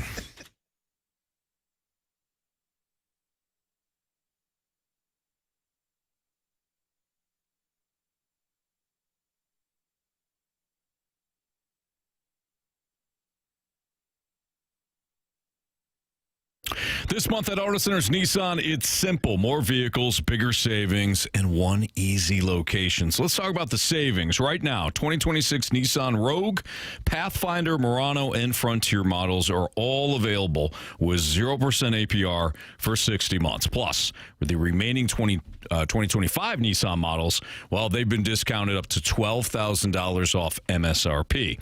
Maybe you're not looking for a brand new Nissan or a 2025 model, but perhaps a different make, a different model that comes in, used vehicles. Great. They've got them there at Auto Centers Nissan. They've got over 1,000 new and used vehicles, in fact, all in their one location, right off I-55 in Herculean, Missouri. But if you're looking for used vehicles, select pre-owned cars, trucks, vans, SUVs are available with no money down and no payments for 3 months. With over 1,000 vehicles in one location, it's easier to find the right fit, the right price, and the right payment. So head out to Herculaneum, tell them Stalter sent you. It's Auto Centers Nissan and AutoCentersNissan.com.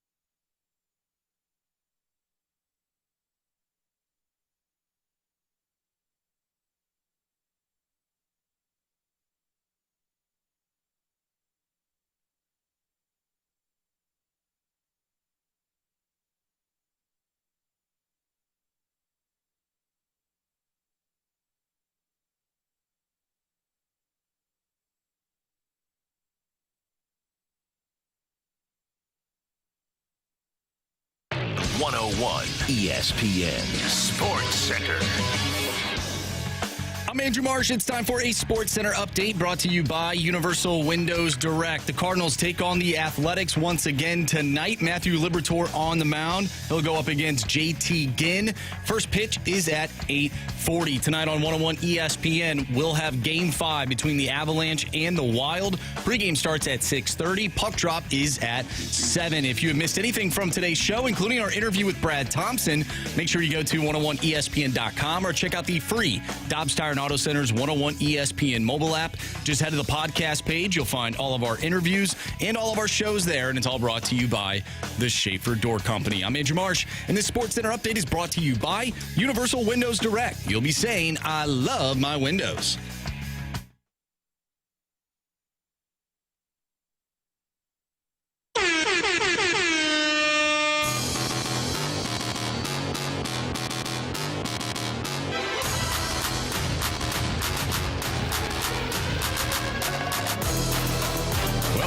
Saved today by Ollie Marmol, who posted the lineup before. Whose life was saved? Marsh's. Okay. Before we signed off. So we will play the lineup game here in the Fast Lane. I don't want to play. On 101 ESPN. Oh, yes, you damn well will. All right, here we go. Oh, man. I just got to say I feel good. Feel good. Ollie listens to the show, obviously. I whispered to Ollie. He's listening in Sacramento. It's good to know. You whispering in Ollie's ear?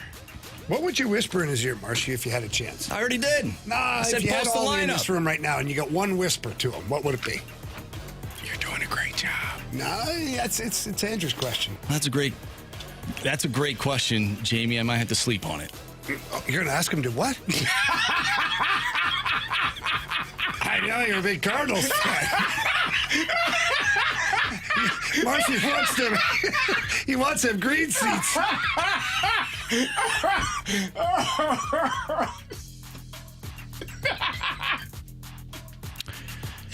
Marsh, I'm going to apologize for my co-hosts. It's 5:30, man. And their inappropriateness. Show us J.J. Weatherholt. What's the best kind of firework to buy? Wouldn't you like to know, weather boy? Show us Ivan Herrera. He's got to be. Let's go, baby. What's your favorite position? Designated hitter. That's cool with me. It's not my favorite, but I'll do it for you. Give us that big burly. Show us Alec Burleson.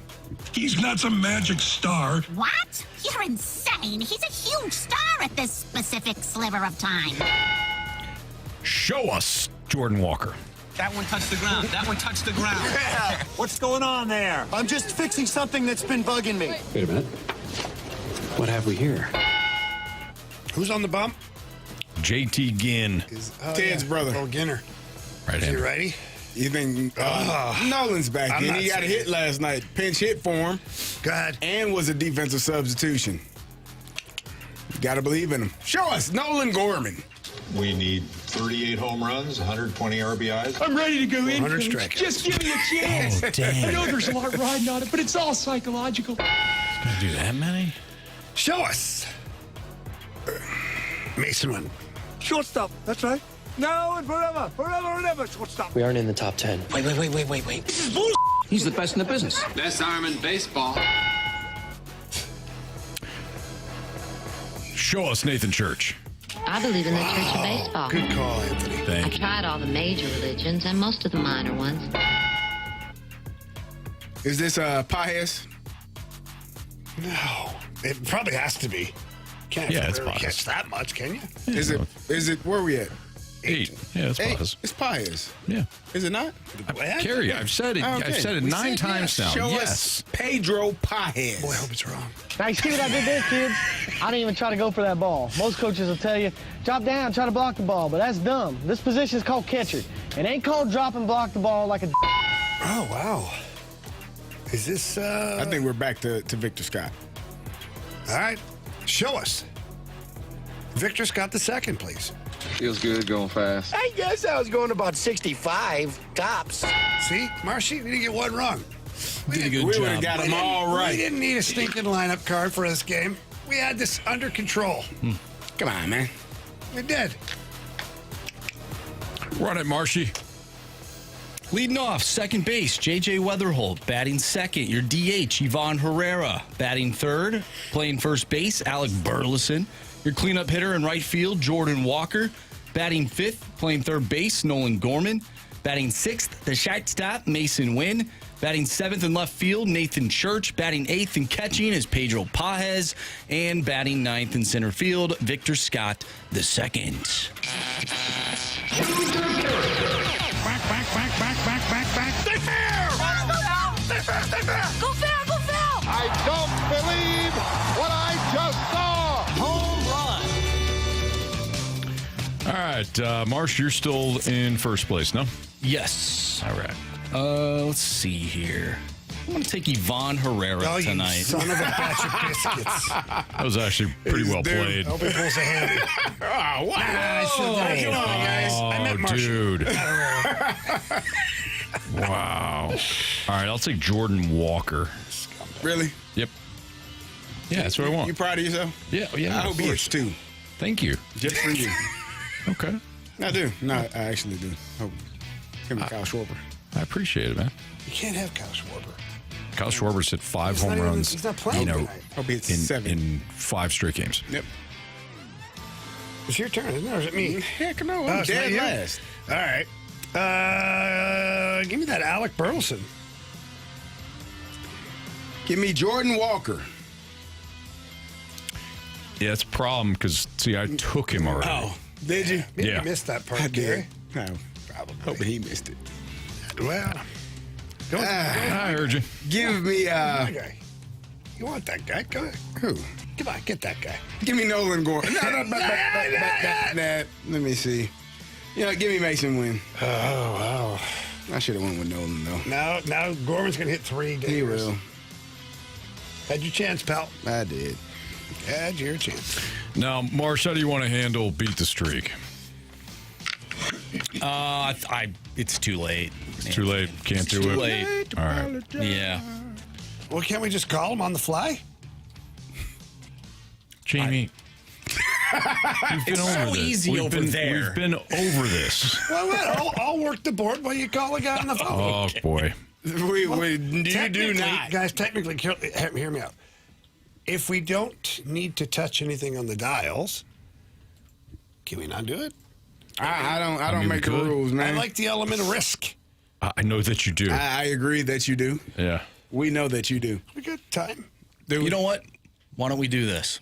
Why don't I just give him a call? I haven't texted him yet. Yeah, Marcy. I'm just going to give him a call. Look at this In kid. the fast Look at lane. this kid. Let's go. I'll give him a call. So if you guys want to, Ramble on. Talk amongst ourselves. talk amongst yourselves. I'm going to give Kyle a call real quick. Let's if he see what he says. answers, Kyle, if you're listening, answer your damn phone.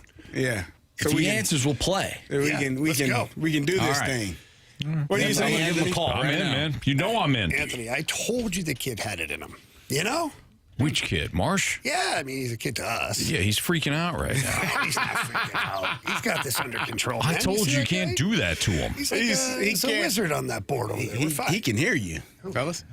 Who, Kyle? No, not He Kyle. hasn't answered yet. Marshy. He can hear you. Yeah, see, look at that. There it is. Kyle knows. Look at Look at that. Look at that. Kyle was listening. Life in the fast He's lane. he's Look at ready that to crayon rock. eater grinning ear to ear over You there. don't know Look at what's that. going to happen until you try. Yeah. Life is like a box of chocolates. You can't think the answer's no until you hear it. There you go. Well, the answer is No, always Jamie, no. That, Unless What? the answer is always no if The you don't answer- ask. They are selling, Anthony. Carey. Don't take no for an answer. Carey said it ABC, right. Always be closing. Did The you answer hear is what Carey always said? no if you don't ask. Well, it depends. No, it's always no if you don't ask. Well, if And then if you I ask find you out. for $1,000, I might have $1,000 you can to say give you. no, But or I could say yes. but I can't just assume the answer's no. You could. No, I can't. If you don't ask, you don't know if you're going to get it. What did Wayne Gretzky say? You miss 100% of the shots you don't take, Carey. Baseball. All of my successes That's why you depend ask. on me. He didn't ask to score. He just did it. on coming. We're still talking. The greatest player ever. Yeah, okay. Yeah, I thought so. All right, right, time to beat the streak here in the Fast Lane on 101 ESPN. What's up, Kyle? What's up, guys? How are you guys doing today? We're good. Kyle, were you already listening to the show? I was. There you go. Nice, There you Kyle. go. He saved Well our done. Aunt Marcia from a heart attack.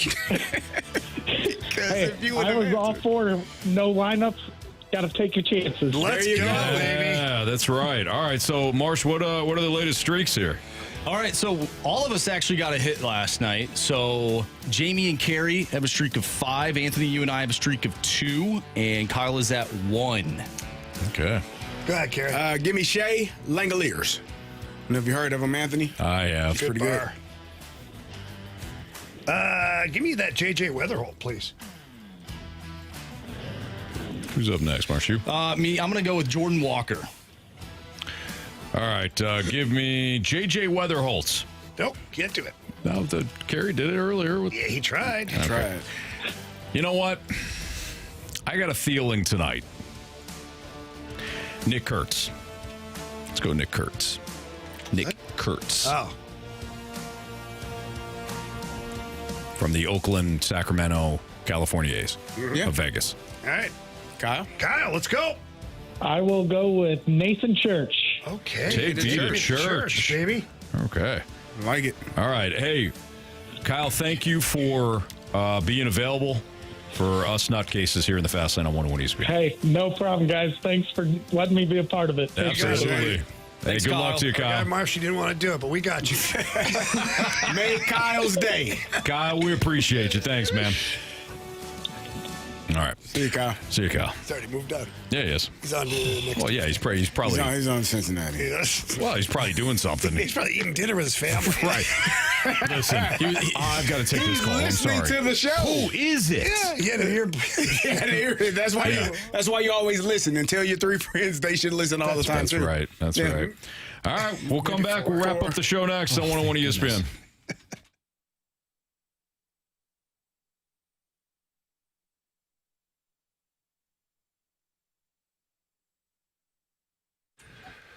Circus Sports, a lot of great things going on over there.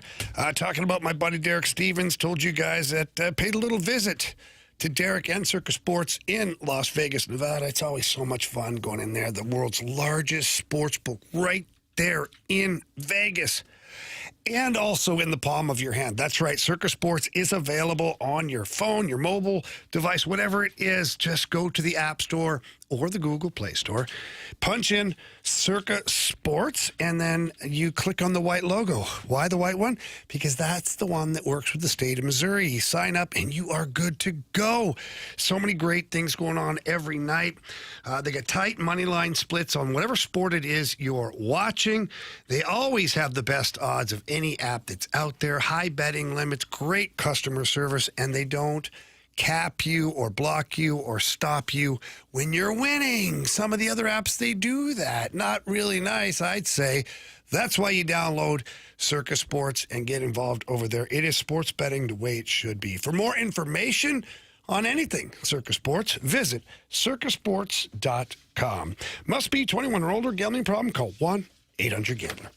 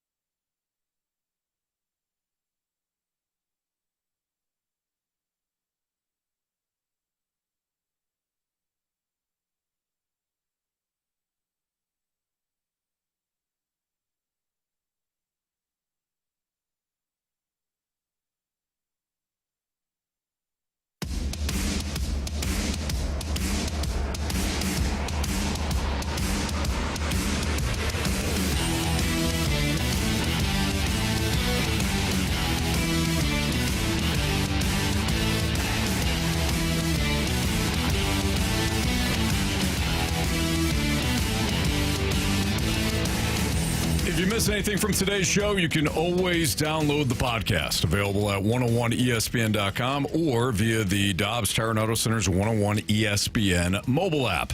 All the podcasts brought to you by Schaefer Door Company. Marsh, hit us with those criticisms and or compliments. Criticisms and compliments.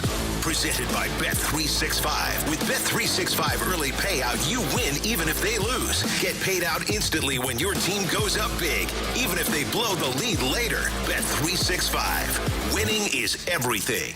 All right, we get a text from the 314. This is why I love this show. You never know what is going to happen. Boy, ain't that the truth. Hear that, Marsh? Yeah, appreciate you. We got a text from Swan. First show I've gotten to listen on full in ever, boys. It's the first since I graduated. Let's have a day. That's from Swan. Congratulations. Swan. Yeah, Graduating. Swan also says, Marsh is a lineup game purist. I appreciate your attitude and commitment when it comes to the lineup game. I think he's more like a dictator. What? Dictator. Oh. His way or the highway. It wasn't a democracy for about 3 to 5 minutes there. It was a dictatorship. He's passionate. Marshy tried to bully us. He did. We steadfast. We were steadfast in our thoughts. I tried. We did not compromise you or bend. We're part of the anti-bullying. Isn't that funny? Anti-bullying committee president here. I'm vice president. I actually hated bullies growing up. I did too. I did. Like I had a bully. If a bully was messing with a kid, I purposely went over and punched that bully right in the face. And said, "Who's the bully now, asshat?" Well done. I hated that. Yeah, absolutely. Good times, man. Mm-hmm. Good times. It's fun when you're a kid. Dealt with a bully one time. Bothered me every day. I told that young man something. Never heard from him again. Never heard from a kid like that, huh? He's like, Because it was going to get violent. Well, yeah, it has to every now and then. Gotta serve justice. Go tell your teachers, kids. Yeah, because don't handle it yourself. They're overworked. And that's what they need is more. Well, yeah, that's what they're there for, to help. They're great, outstanding people.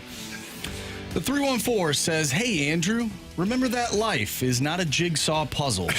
Sometimes it's the game of Tetris, and you'd have to go with what life gives you."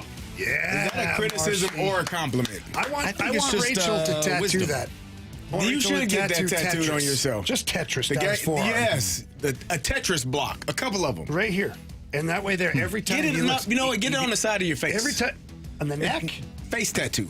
Tetris blocks. But I'm thinking every time he goes to work the dials, he'll see it. Okay. And remind himself. Yeah, you know what? That makes sense. Get a little Tetris blocks out of order, not maybe a little wristband of all the Tetris blocks connecting. No, because then it matches. It for him, it'd have to be like all scattered. Oh no, because the OCD. No, that's I don't want him to go crazy. No, it's a life lesson for him. Is it? If it's all it's over like the place, tattoo shot collar. There you go. Every time he looks at it, he's like, okay, I'm here for it. I cannot control everything in my life. Some things are uncontrollable, and I just gotta go with the flow. I think he knows there's a few things in his life that are uncontrollable. He doesn't have kids yet, or a wife. On this side of the desk. Oh well, yeah. This guy here for sure. Anthony. It's his show, of course. Oh yeah, it's my show. Okay. I'll road me back to you. It is hot as hell in here. So hot. It is hot. Damn, making me crazy. Yeah, it's real hot. Can't wait to get outside. I'm sweating. It's an AC heating unit. This is terrible. Yes. Yeah, it is. The window unit? That's brutal. Imagine if we just cut a hole in that glass, had a window unit. John would love us, wouldn't he? That'd be awesome. We would be hearing everything. I need a sharp tool to get through that. Need that concrete side. Yeah. It's okay, John. Got you covered. Don't worry about the big furnace on top of the building. We're good. Be good to go. Okay. 3 stars of the day there, Marsh. It's time for the Fast Lane's 3 stars of the day, presented by Circus Sports. No bet fees ever with the world's largest sports book, now at your fingertips in Illinois and Missouri. All right, our 3rd star of the day goes out to Lynn Rivers. Yeah. Aunt Lenny. All right. Second star of the day goes out to decompressing in your car, which is something that I will be doing in 30 minutes. Wow. All those teachers. And Marsh. And Marsh. After today. But our first star of the day goes out to being spontaneous. Yeah. Look at this kid. Look at this kid. You grow every day, man. You learn, you grow. Just learn more about yourself. That's what life is about, Marsh. It's not about, living in a box. And the hell with that box. Get out of the box. Easy. Yeah, I know.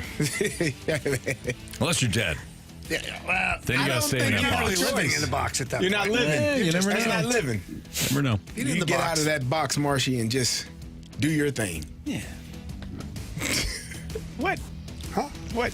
Jamie spent a lot of time in a box. Uh-huh. He probably had a coat that made him hug himself at one point, too. Well, I'm excited for you guys to run the board tomorrow.